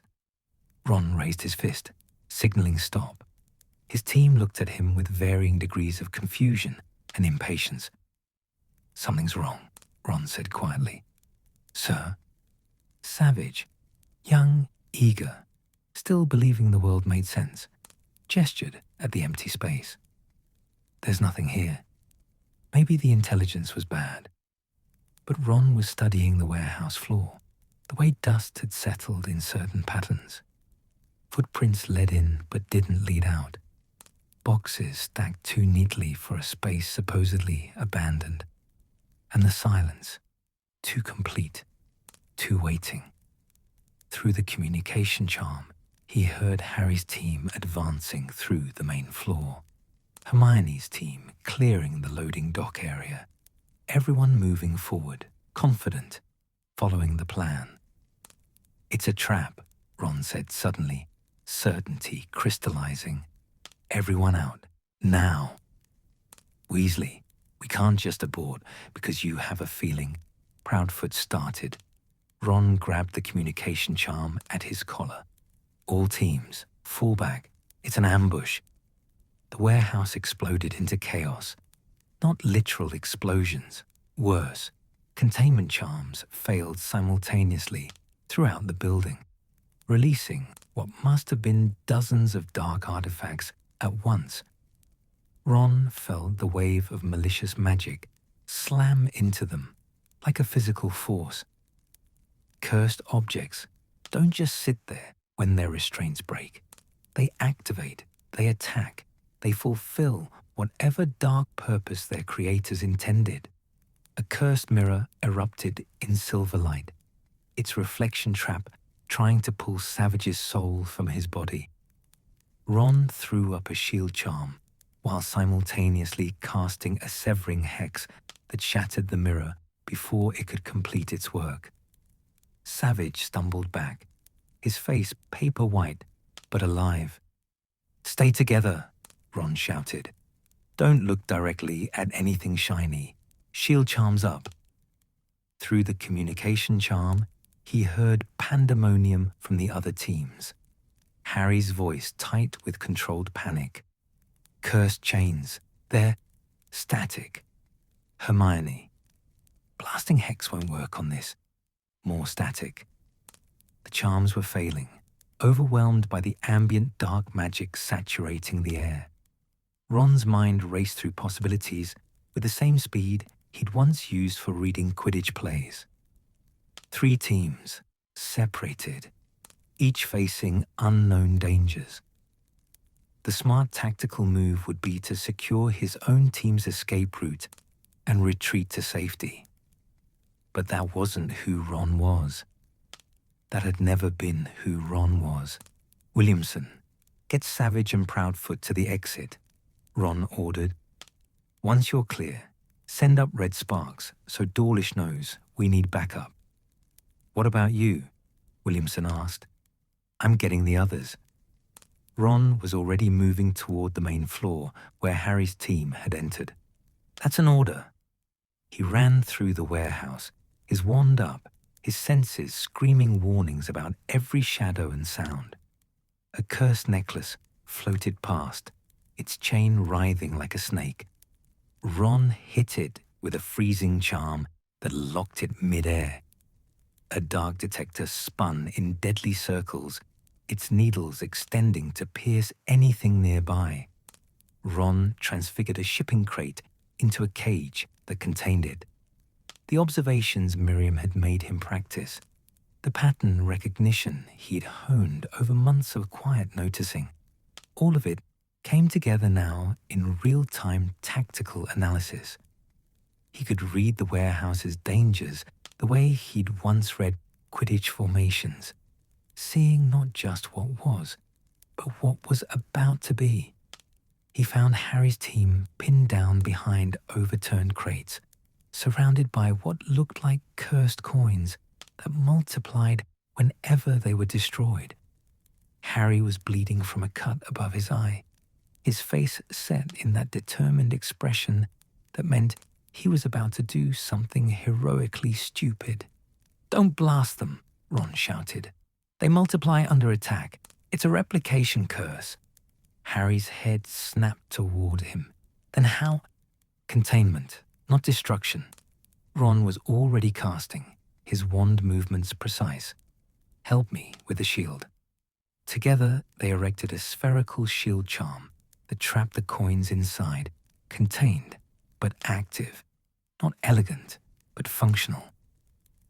"Hermione's team is on the loading dock," Harry said quickly. "They hit some kind of perception hex. They can't tell which direction is which." A perception hex in an unfamiliar space with cursed objects active. Hermione's brilliant mind would be working against her, trying to logic through an illogical situation. She'd be calculating exit vectors while her senses fed her false information. Ron closed his eyes, shutting out the visual chaos, and thought about Hermione. Not her intelligence or her magic, but her as a person, her tendency to overthink under pressure, her trust in intellectual solutions even when emotion was required. "She'll head toward what feels most dangerous," Ron said suddenly. "The hex inverts threat perception. She'll think the safest route is the deadly one. We need to get there before she walks into something catastrophic." They ran together through the warehouse, stunning cursed objects as they went. Ron's tracking skills, honed through months of exercises he'd thought were boring, let him navigate the chaos by reading magical signatures rather than visual cues. He could feel where dark magic concentrated, where active curses waited. The loading dock was worse than he'd imagined. Hermione's team stumbled in circles, their wands raised defensively, their movements uncoordinated. A cursed cabinet sat open against the far wall, its interior swirling with dark energy that promised transport to somewhere no one wanted to go. Hermione was walking directly toward it. "Hermione, stop!" Ron shouted, but she couldn't process the command. The perception hex had her completely disoriented. Ron did the only thing he could think of. He ran between her and the cabinet, grabbed her shoulders, and forced her to focus on his face instead of the chaos around them. "Look at me," Ron said firmly. "Not at anything else. Just me. You're hexed. Your senses are lying, but I'm real, and I'm gonna get you out. Hermione's eyes were wild, unfocused. Ron, but you're the cabinet. We need to... No, we need to leave. Trust me, not your senses. He turned to her team. Everyone grab the person next to you. Physical contact. We're leaving as a unit. He guided them by feel and instinct, using his body as an anchor point while his wand dealt with threats. A cursed rope tried to snare Hermione's ankle. Ron burned it before it could tighten. Dark smoke billowed from somewhere, probably a Peruvian darkness artifact. Ron cast a point-me charm that guided them toward fresh air. They emerged from the warehouse into grey daylight and blessed normalcy.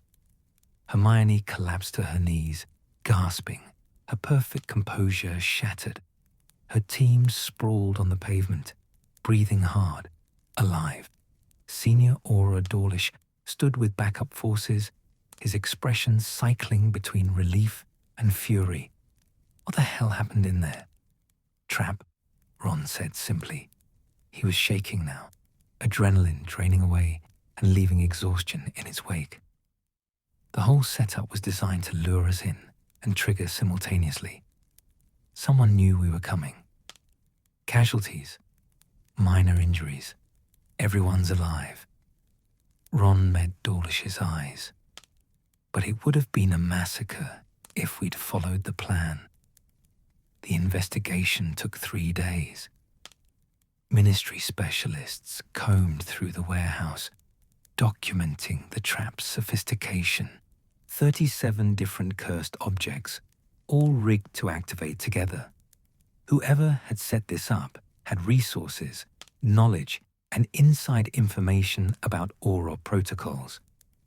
Ron sat through debriefing after debriefing, recounting his decisions, explaining his reasoning.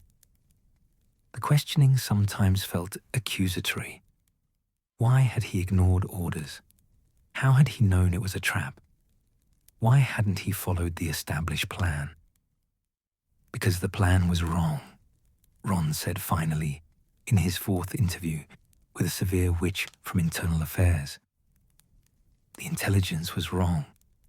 Following orders would have killed people, so I didn't follow them. And you think that's acceptable?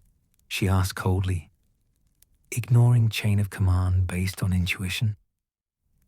I think keeping my team alive is acceptable, Ron said, too tired to soften his words. Sir, on the 3rd day, Kingsley Shacklebolt himself requested a meeting. Ron entered the minister's office expecting discipline, possibly dismissal. Instead, he found Kingsley standing by the window, his expression thoughtful. Sit, Kingsley said, gesturing to a chair. I've read all the reports, every debrief, every witness statement, every analysis of your decisions. Ron sat, his stomach tight with apprehension. You saved lives, Ron, Kingsley said quietly. 3 teams' worth, including my best friend's godson and the brightest witch of her generation. You did it by ignoring orders, trusting your instincts, and making decisions that would have gotten you court-martialed in a traditional military structure. Yes, sir. In the Auror office, we can't function if people routinely ignore chain of command. Discipline exists for good reasons. Kingsley turned from the window. But we also can't function if people follow bad orders unto death. The trick is knowing the difference, and you knew. You read the situation correctly when more experienced Aurors missed the signs. Ron waited, unsure where this was leading. I'm recommending you for early promotion, Kingsley said. You'll finish training, but you're being fast-tracked for advanced tactical positions. We need Aurors who can think independently, who can read situations beyond the intelligence reports. You have a gift for that, Ron. Strategic emotional intelligence, Robards calls it. Sir, Ron's voice caught. The prophet will say it's because of Harry, because of favoritism. The prophet will say whatever generates sales, Kingsley said dismissively. But the people who matter, the auras whose lives you saved, the tactical analysts who reviewed your decisions, the minister who's reading factual reports instead of gossip columns. We know the truth. Ron left the meeting in a daze. He walked through the ministry's corridors, barely seeing them, his mind replaying Kingsley's words. Strategic emotional intelligence, fast-tracked for advancement. We need auras like you. The evening edition of the Daily Prophet landed with its usual theatrical flair on the ministry's internal newsstand. Ron bought a copy with grim inevitability.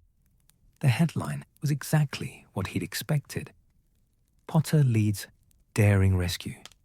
Cursed artifact trap, foiled by quick-thinking golden trio. Ron scanned the article. 3 paragraphs about Harry's natural leadership and instinctive tactical genius. 2 paragraphs about Hermione's invaluable theoretical knowledge. And then, Aura trainee Ronald Weasley also participated in the operation, demonstrating the loyalty and support that have characterized his friendship with Potter since their Hogwarts days. Ron's always there when you need him, Potter commented. That's what makes him a good aura. Always there when you need him. The eternal sidekick, defined by his proximity to greatness rather than his own accomplishments. Ron stood at the newsstand, holding the prophet, reading his own invisibility documented in black and white. People flowed around him. Ministry workers heading home, auras comparing notes, the daily rush of magical Britain conducting its business. Someone bumped his shoulder. Sorry, mate. Oh, Weasley. Heard about the warehouse operation. That was brilliant work. Ron looked up to see Williamson, his teammate from the raid, grinning at him with genuine respect. The way you read that trap before anyone else caught it, Williamson continued, and then going back for the other teams, that was proper aura work, real hero stuff. The prophet doesn't seem to think so, Ron said, gesturing at the paper. Williamson glanced at the headline and snorted. The prophet also thinks Fudge was a competent minister. Who cares what they write? Everyone who was actually there knows what you did. He clapped Ron on the shoulder and continued on his way, leaving Ron standing with the newspaper and something warm unfurling in his chest. Everyone who was actually there knows what you did. That evening at Weasley's Wizard Wheezes, Ron found George waiting with a bottle of fire whiskey and 2 glasses. Heard about your heroics, George said, pouring generous measures. Kingsley himself came by the shop today. Wanted to thank me for raising such a fine young man. I told him you raised yourself, mostly, but I'd accept credit anyway. Ron accepted the glass. The prophet barely mentioned me. I saw. George raised his own glass. Here's what I know. 3 days ago, multiple aura teams walked into a death trap. 0 casualties. Everyone home safe. That happened because of you, your instincts, your decisions, your refusal to follow a plan you knew was wrong. The article makes it sound like Harry. The article is rubbish, George interrupted firmly. But Kingsley's recommendation isn't rubbish. Williamson's respect isn't rubbish. The fact that Hermione's alive to continue reforming house elf legislation isn't rubbish. Those are real, Ron. The newspaper is just paper. They drank in comfortable silence, the shops settling into evening quiet around them. Through the windows, Diagon Alley glowed with lamplight and the warm illumination from other shops closing for the night. "I spent so long wanting headlines," Ron said quietly. "Wanting recognition, wanting people to see me as something other than Harry's friend. And now I've done something actually impressive, and the headlines still don't care. So what are you going to do about it?" Ron thought about Kingsley's offer, about Williamson's genuine respect, about the 3 teams who'd gone home to their families because Ron had trusted his instincts over protocol, about the notebook full of observations that proved he saw things others missed. "I'm going to stop caring about the headlines," Ron said, "and start caring about the work." George smiled, his real smile, the one that reached his eyes. "Fred would be proud of you. I'm proud of you." They finished the fire whiskey, and Ron helped close the shop, his hands moving through familiar tasks, while his mind processed the past 3 days.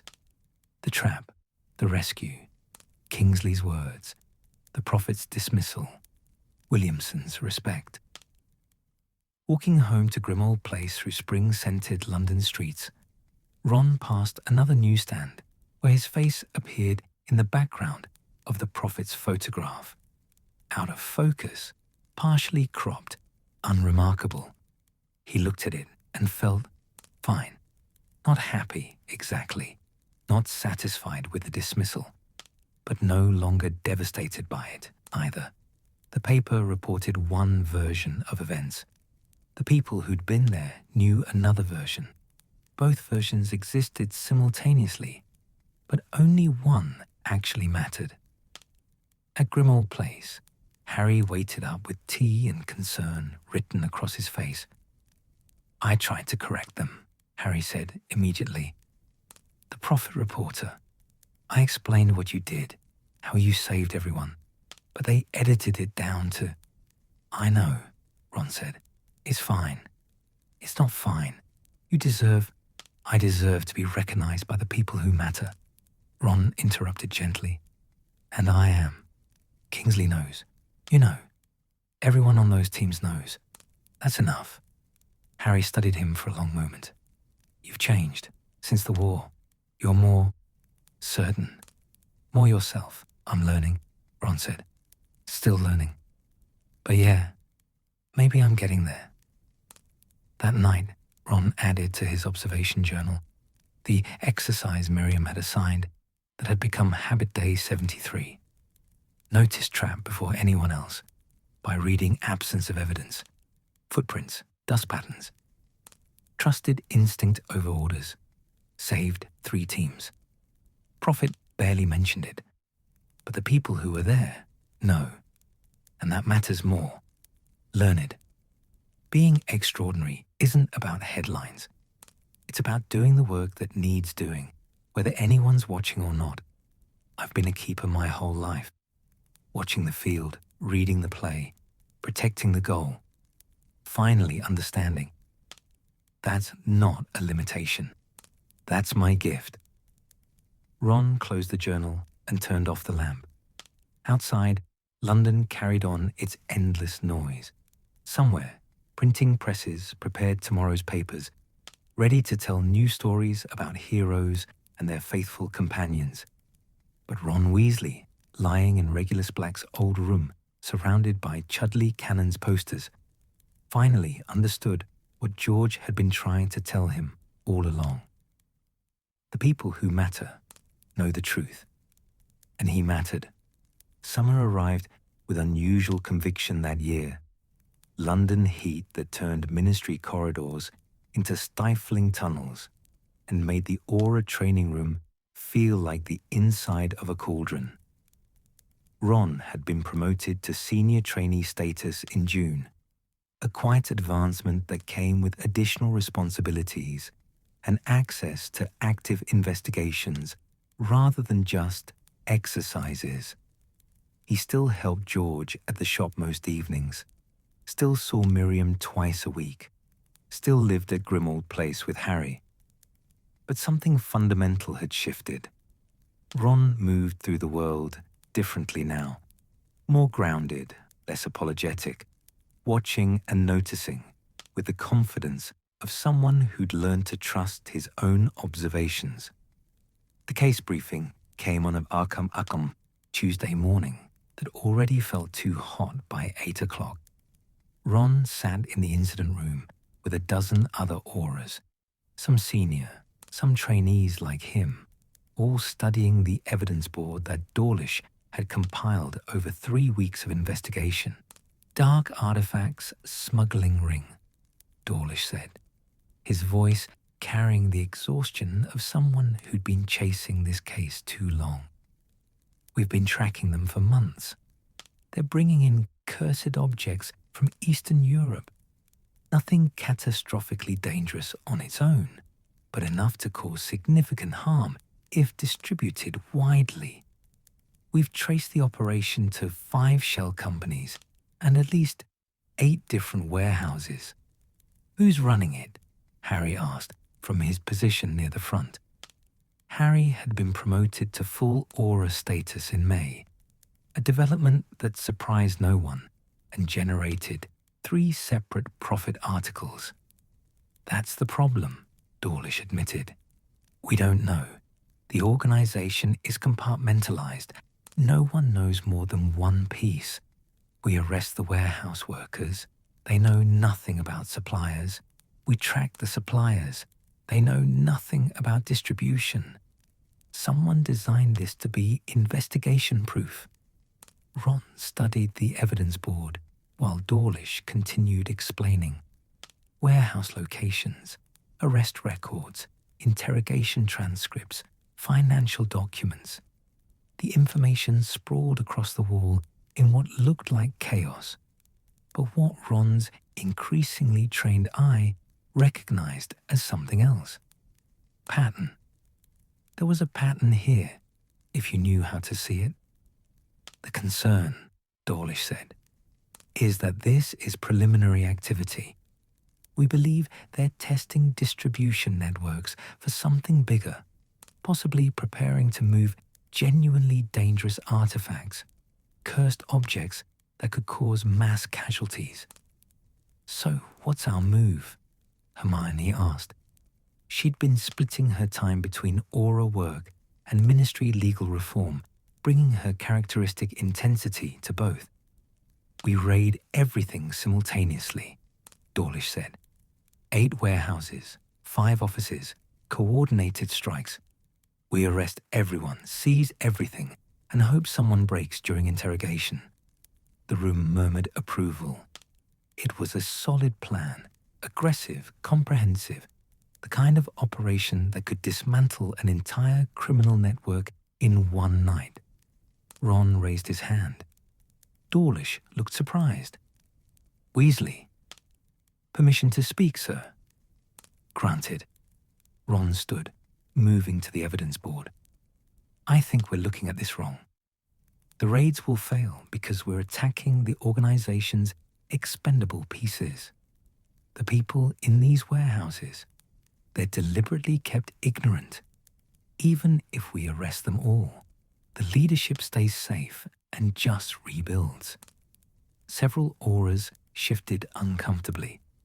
Challenging a planned operation wasn't typical trainee behavior. What do you suggest?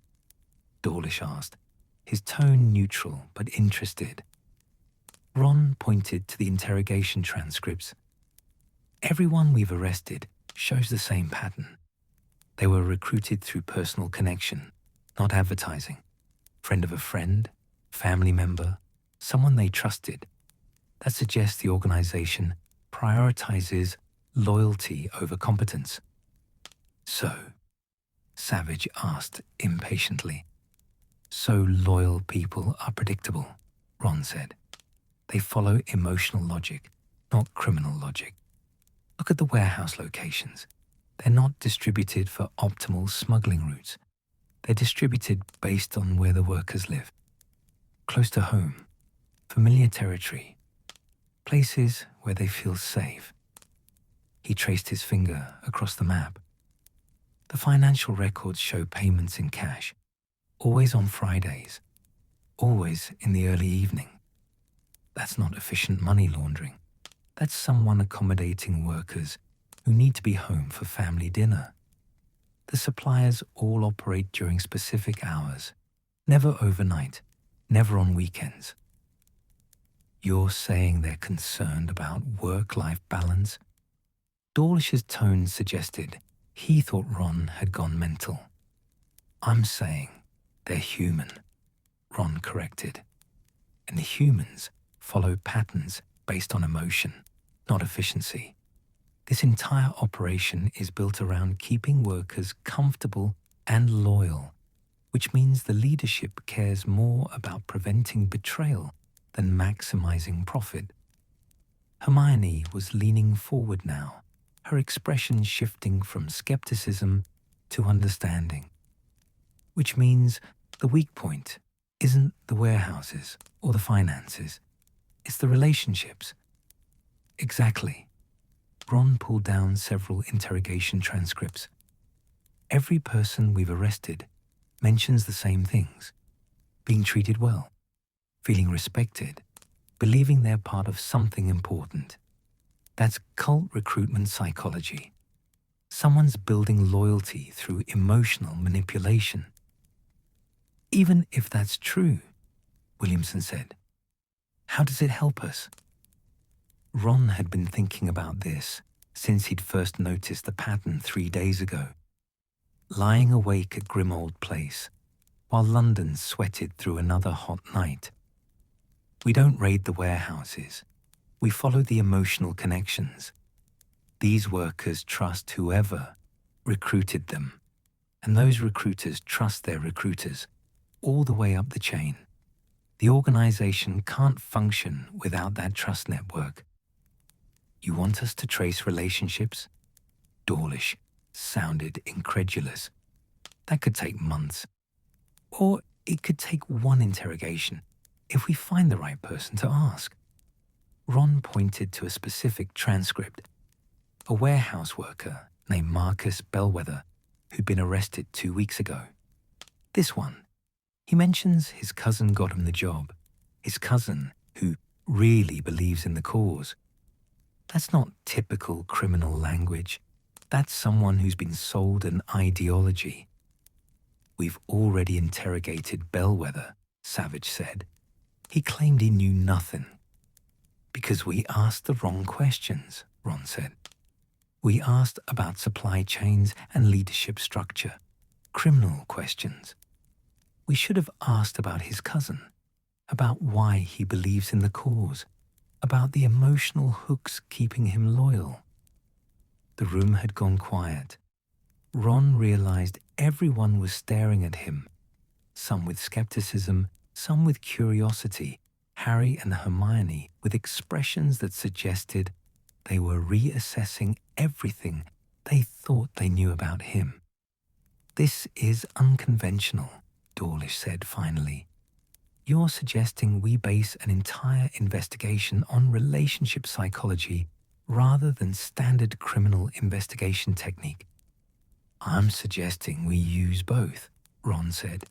But right now, we're only using one, and it's not working. Kingsley Shacklebolt had been standing in the back of the room, silent until now. Let him try, the minister said quietly. Weasley's track record with unconventional approaches speaks for itself. Give him 2 weeks. If the relationship angle produces results, we follow it. If not, we proceed with the coordinated raids. Dawlish looked like he wanted to argue, but couldn't quite justify it. Fine. Weasley, you've got 2 weeks, and you're taking Potter and Granger with you. If this goes wrong, I want experience backup. Ron spent the next 3 days re-interviewing Marcus Bellwether, but with entirely different questions. Not about smuggling routes or warehouse operations, but about family, about his cousin Trevor, about why Trevor believed this work mattered, about the story Trevor had told that made Marcus want to participate. Bellwether was cautious at first, suspicious of the gentle questioning. But Ron had learned from months with Miriam how to make people feel heard rather than interrogated. He asked about Marcus's life, his job before the smuggling, his kids, his worries about providing for them. He let Marcus talk about feeling powerless, about wanting to be part of something meaningful. Trevor said we were fighting ministry corruption, Marcus said finally, on the third day of interviews. Said the Auras arrested innocent people during the war, that the whole system's rotten.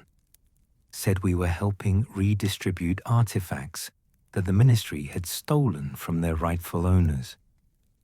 And you believe that? Ron asked gently. Wouldn't you? My Da was arrested during the war for having a dark detector in his shop. Spent 6 months in Azkaban before they admitted it was a mistake. 6 months. He came out different, broken. Trevor said we could stop that from happening to other families. Ron felt the pieces clicking together. Trevor recruited you about a year ago? Just after Da got released. And Trevor's recruiter. Did you ever meet them? Marcus hesitated, and Ron saw the moment where loyalty and self-preservation wrestled for dominance. Once, woman named Caro, Flora Caro. She came to Trevor's house, talked about justice and fighting back against ministry overreach. Made it sound noble. Ron's stomach went cold. Caro. Related to the Caros who tortured students at Hogwarts during Voldemort's regime? Too convenient to be coincidence. Thank you, Marcus, Ron said quietly. Truly, you've helped more than you know. He left the interrogation room to find Harry and Hermione waiting in the corridor, both looking concerned. Caro, Harry said immediately. As in, probably, Ron confirmed. We need to find Trevor Bellwether. Now. The investigation moved quickly after that, following the emotional threads Ron had identified.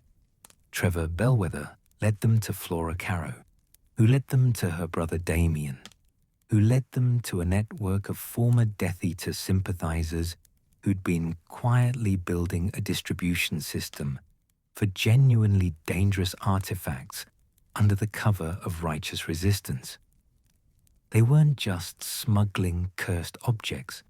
They were preparing for a new blood purity movement, recruiting through grievance and ideology, building loyalty through shared anger at the ministry's post-war policies. The warehouses had been a test. Could they move product? Could they build networks? Could they operate undetected? The answer, it turned out, was yes. At least until Ron had looked past the criminal logistics and seen the human patterns underneath. The raids happened on a sweltering July night, coordinated across 8 locations simultaneously. Ron led the team targeting Flora Caro's headquarters, a townhouse in Belgravia that looked respectably ordinary from the outside, but contained enough dark artifacts to arm a small military force. They found Caro in her study, surrounded by correspondence that documented the entire operation. She didn't fight, didn't resist, just smiled coldly as Ron arrested her. Clever, she said, watching Ron place binding charms on her wrists. I didn't expect anyone to notice the pattern. Most auras think with their wands, not their heads. Most criminals think victims won't fight back, Ron replied quietly. You were wrong too.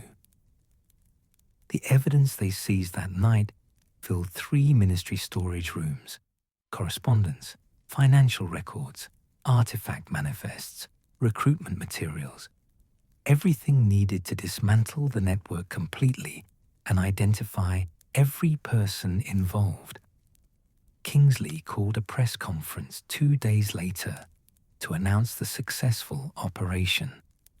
Ron stood in the back of the room, Watching the minister explain the investigation's success to a crowd of reporters whose quick quotes quills scratched furiously. This operation represents the largest dark artifact seizure in post-war history, Kingsley said. We've arrested 23 individuals and prevented the distribution of artifacts that could have caused catastrophic casualties. This success is due to the dedicated work of the Aura Office, particularly Senior Aura Harry Potter, whose leadership and tactical expertise proved invaluable. Ron had expected this, still knew it was coming, yet somehow it still stung slightly, that automatic default to crediting Harry. But then Kingsley continued, I also want to acknowledge the investigative work that made this operation possible.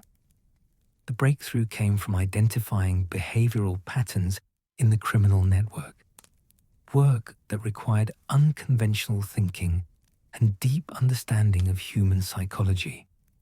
That work was done by Aura trainee Ronald Weasley, whose analytical approach represents the future of modern investigation. The reporter's attention shifted immediately. Quills scratched. A witch from Witch Weekly raised her hand. Minister, could you elaborate on trainee Weasley's contribution? The criminal network was deliberately designed to be investigation-proof, Kingsley explained. Traditional approaches failed for 3 months. Trainee Weasley identified that the organization operated on relationship-based loyalty rather than criminal hierarchy. By following emotional connections instead of logistical ones, he traced the network to its leadership in less than 2 weeks. More questions, more answers. Ron stood in the bag, feeling increasingly uncomfortable with the attention. This wasn't what he'd wanted, or rather, it was exactly what he'd wanted 6 months ago, but now it felt wrong somehow. The work mattered. The results mattered. The public recognition felt almost beside the point. The Daily Prophet the next morning carried the story on page 3. Not front page, but more prominent than Ron had ever appeared before. Aura trainee's psychological approach cracks dark artifacts ring. The article was surprisingly factual. It explained Ron's investigative approach, quoted Kingsley's praise, and mentioned, only in paragraph 6, that Weasley was known primarily as Harry Potter's best friend and war companion. The usual qualifier, but smaller now, less defining. Ron read it at breakfast while Harry made eggs with more enthusiasm than skill, and Creature muttered darkly about young masters ruining his kitchen. That's a good article, Harry said, sliding a plate of slightly burnt eggs across the table. Fair, accurate. They actually explained what you did instead of just saying you helped. Page 3, Ron noted. Not front page. Front page was that Quidditch scandal, something about illegal brooms in the League Cup. Harry sat down with his own breakfast. But page 3 is respectable, and Kingsley said your name twice. That's practically a miracle. Ron ate his burnt eggs and thought about metrics. 6 months ago, a page 3 article would have felt like failure. Not front page, not the headline, still partly defined by Harry's shadow. Now it felt adequate, in the good way. Recognition without obsession. Acknowledgement without needing to prove anything. I'm glad they got it right, Ron said finally. But it's strange. I spent so long wanting this, wanting people to see what I contributed. Now that they do, it feels less important than I thought it would. Because you've already proven it to yourself, Hermione said, arriving through the flue with her usual impeccable timing. She grabbed coffee from the pot and settled at the table. The external validation stopped mattering once you had internal certainty. She was probably right. Hermione usually was about these kinds of things. That evening at Weasley's Wizard Wheezes, Ron found George waiting with fire whiskey and a copy of The Prophet already spread on the counter. "Read it," George said without preamble. "Mum's already sent 3 howlers to the paper, demanding they put you on the front page tomorrow. Dad's more reasonable, but equally proud. Ginny says the Harpies are planning to dedicate Saturday's match to brilliant Weasleys everywhere." Ron laughed. "That's excessive." "That's family." George poured 2 generous measures. "Here's what matters.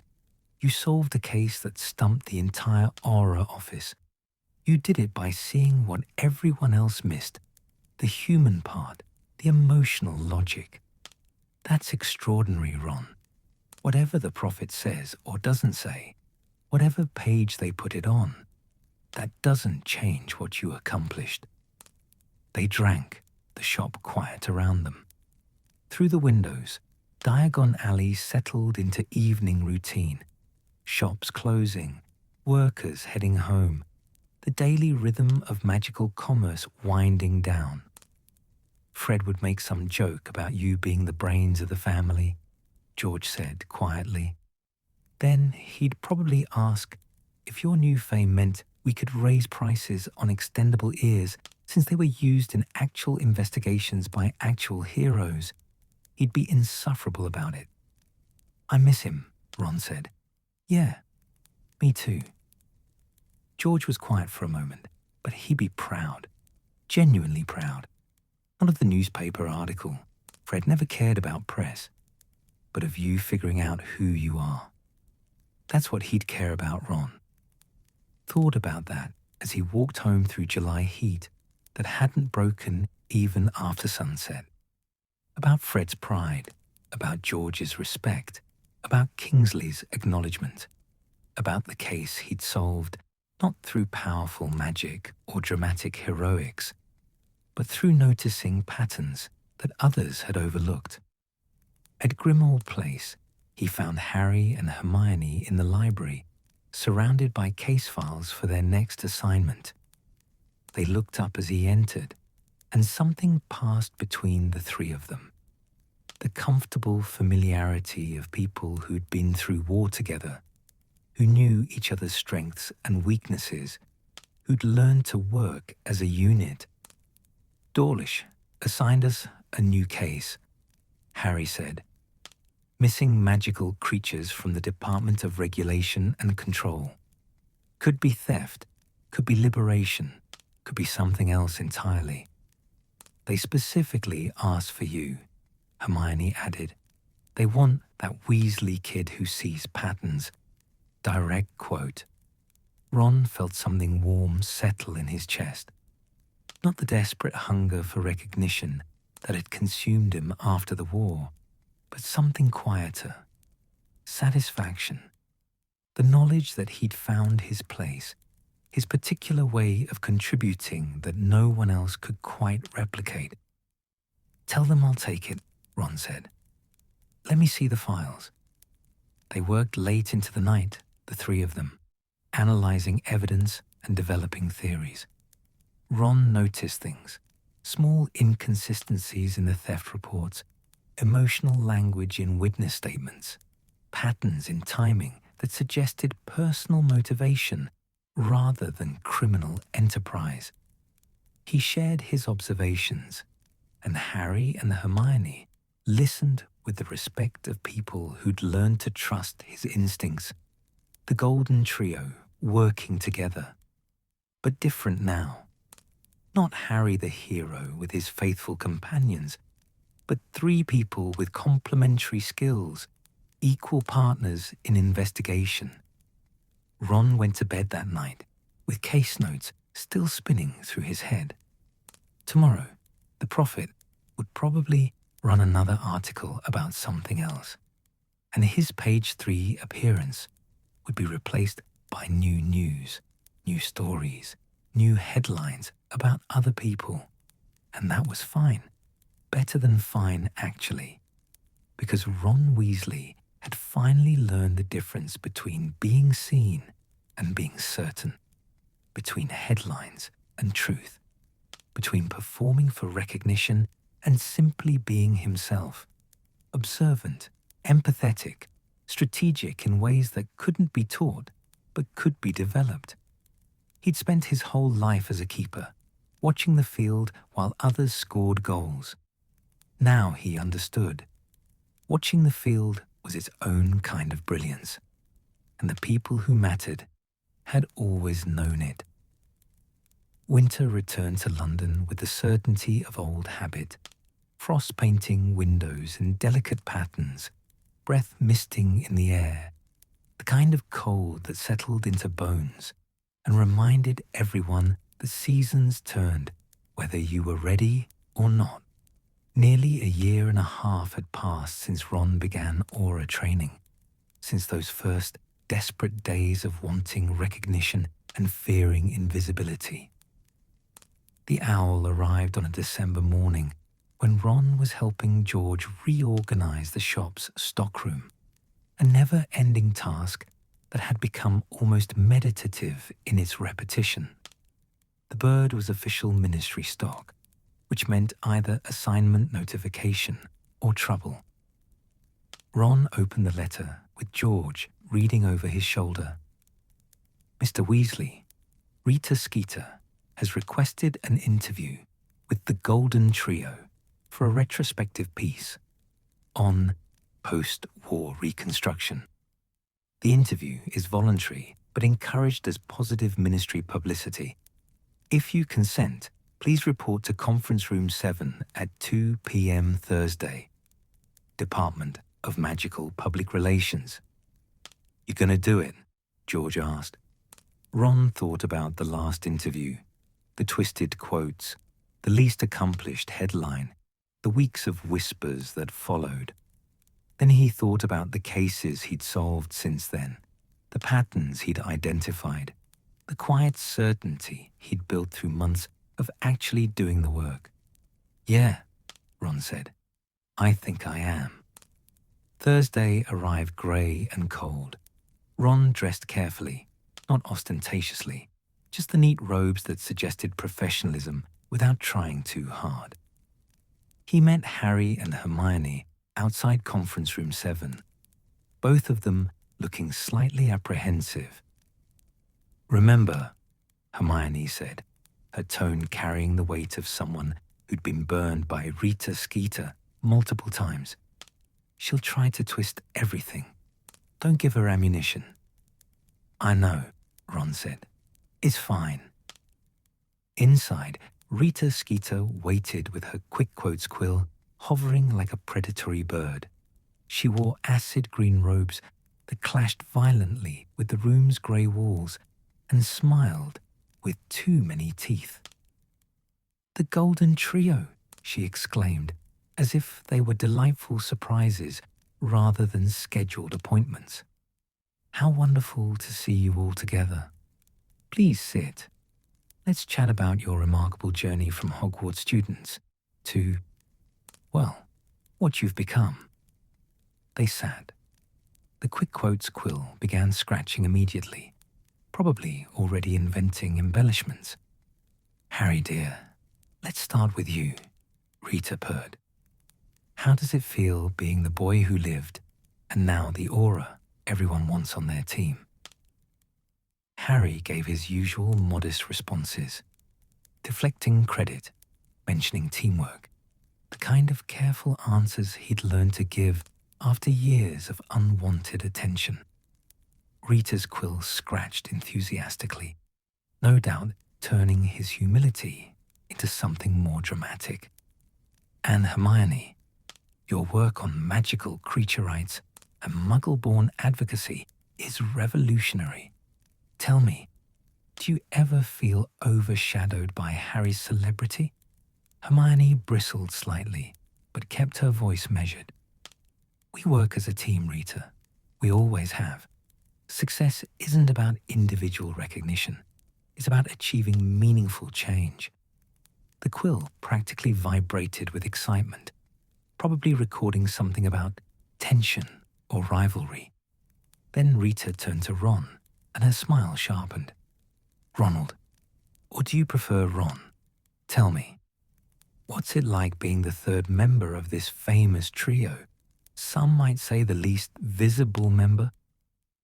6 months ago, the question would have hurt, would have touched that raw place where doubt lived, where every slight felt like confirmation of inadequacy.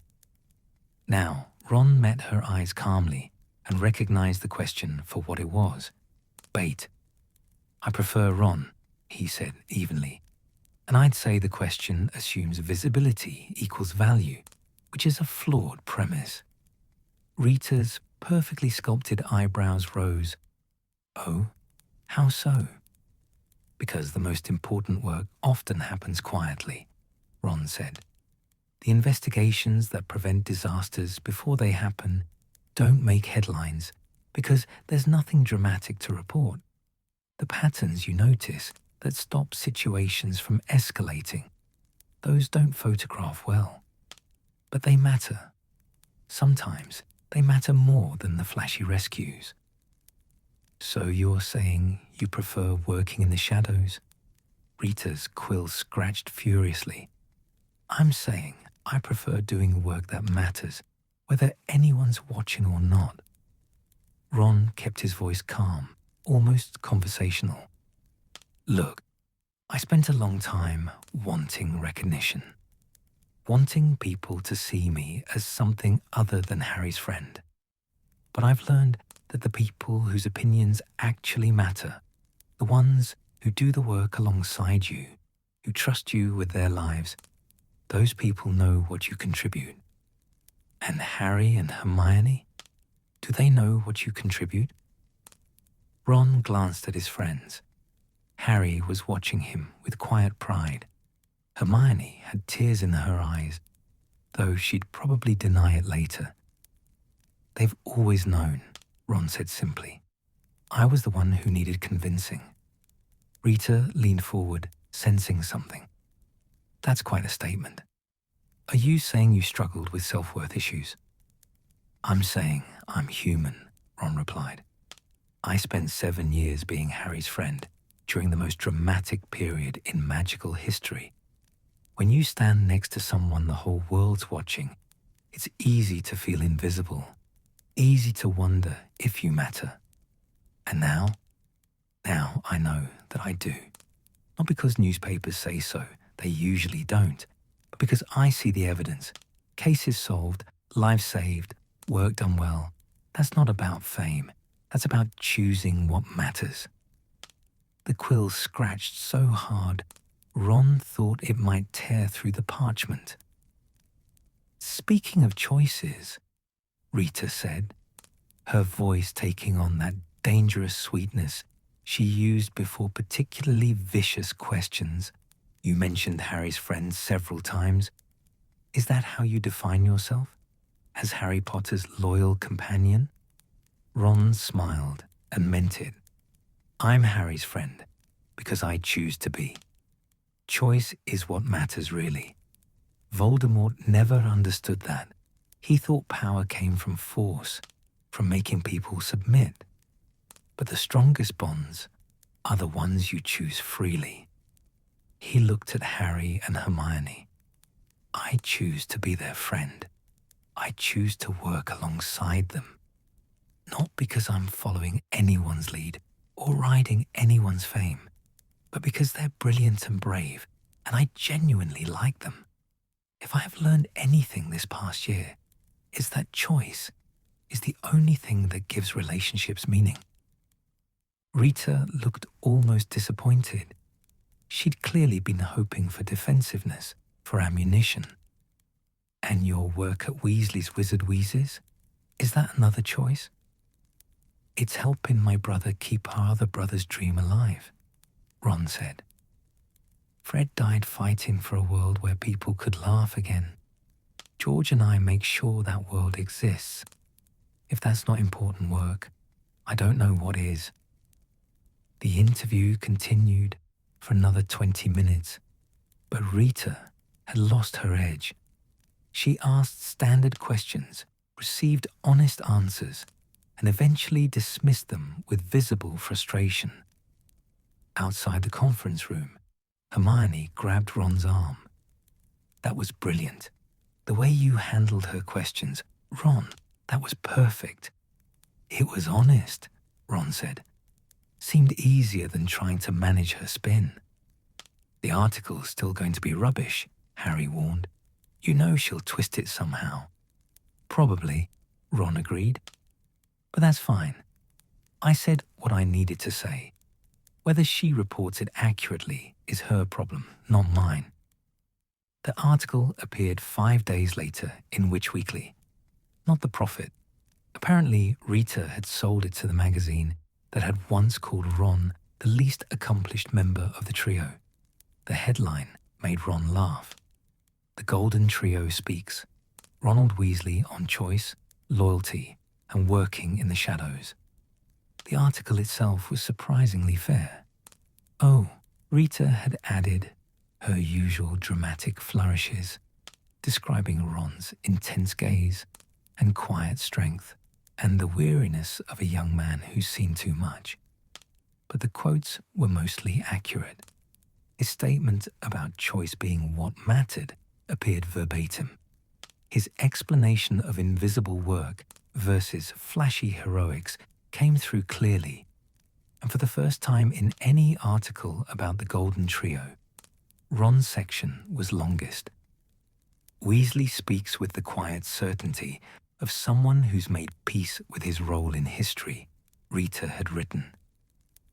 While Potter commands attention and Granger dazzles with brilliance, Weasley operates in the spaces between, noticing what others miss, making connections that solve cases, keeping bonds strong through deliberate choice.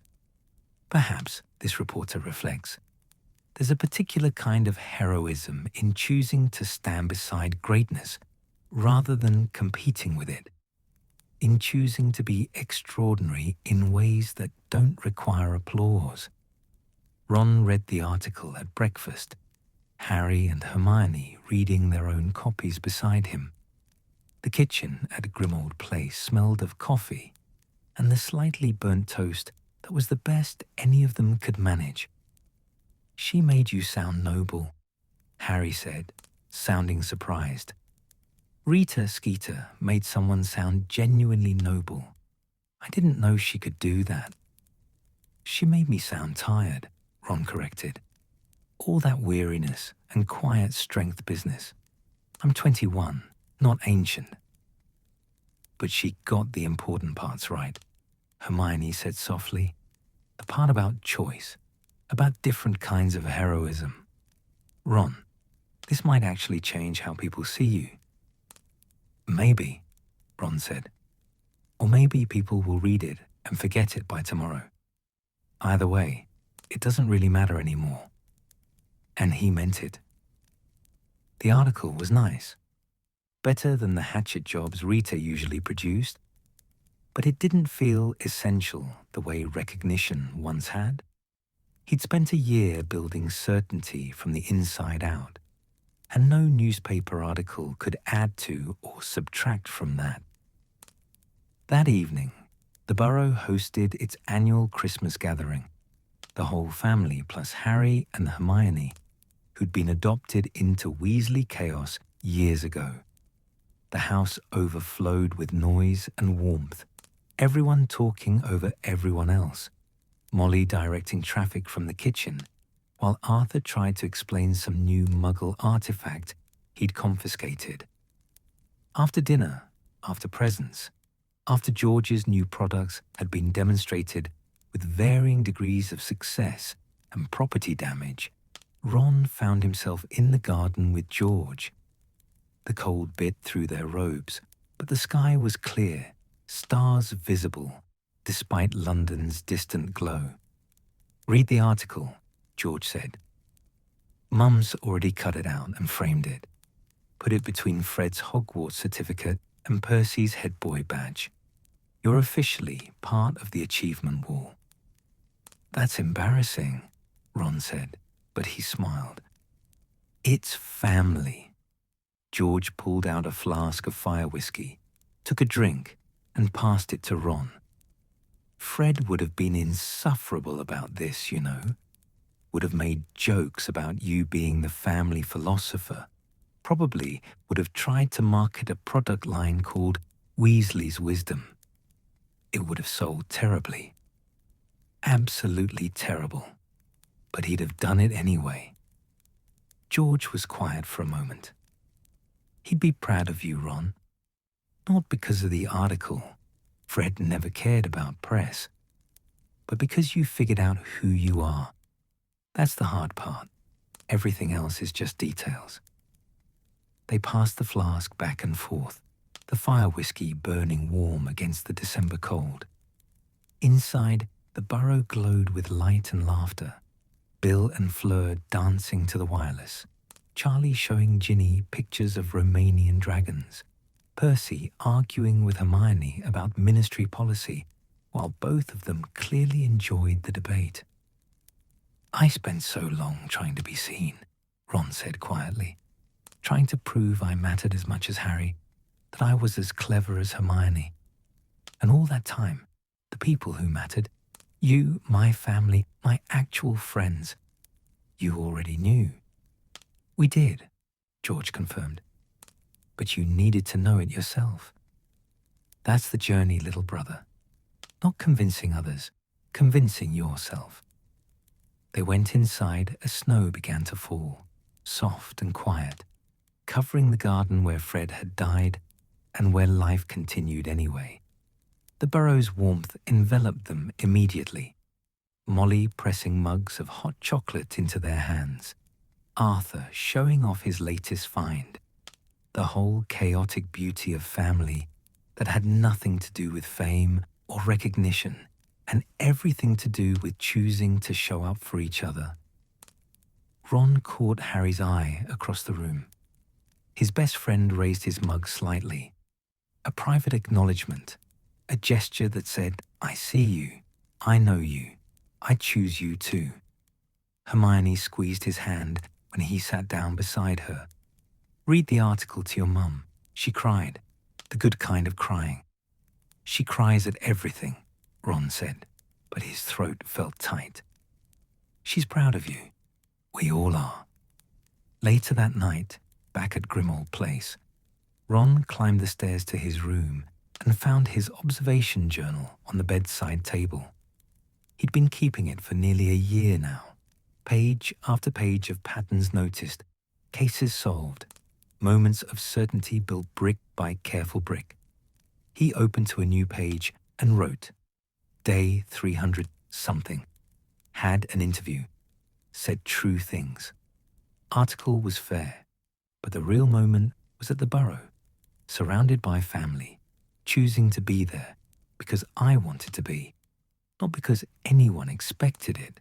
Learned I'm Harry's friend, Hermione's boyfriend, George's brother, an aura, a business partner, a pattern reader, a keeper of truths others miss.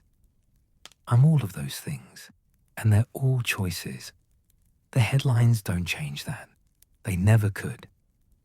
Ron closed the journal and looked around his room, Regulus Black's old space, now filled with Ron's own life. Chudley Cannon's posters and aura case files, photos of family and friends, the accumulated evidence of a life being lived deliberately, one choice at a time. Outside, snow continued to fall over London, covering everything in quiet white. Tomorrow, he'd go to training, then to the shop.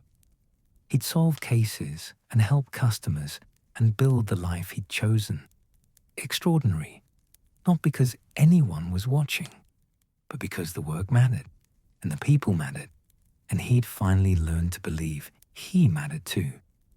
The friend of the chosen one, the brother of Fred Weasley, the keeper of truths, Ron Weasley, who'd spent years wondering if he was enough, and had finally learned the answer was yes. had always been yes, because he'd chosen to make it so. He turned off the light and let sleep come, peaceful and earned. The headlines could say whatever they wanted. Ron knew the truth, and that was enough.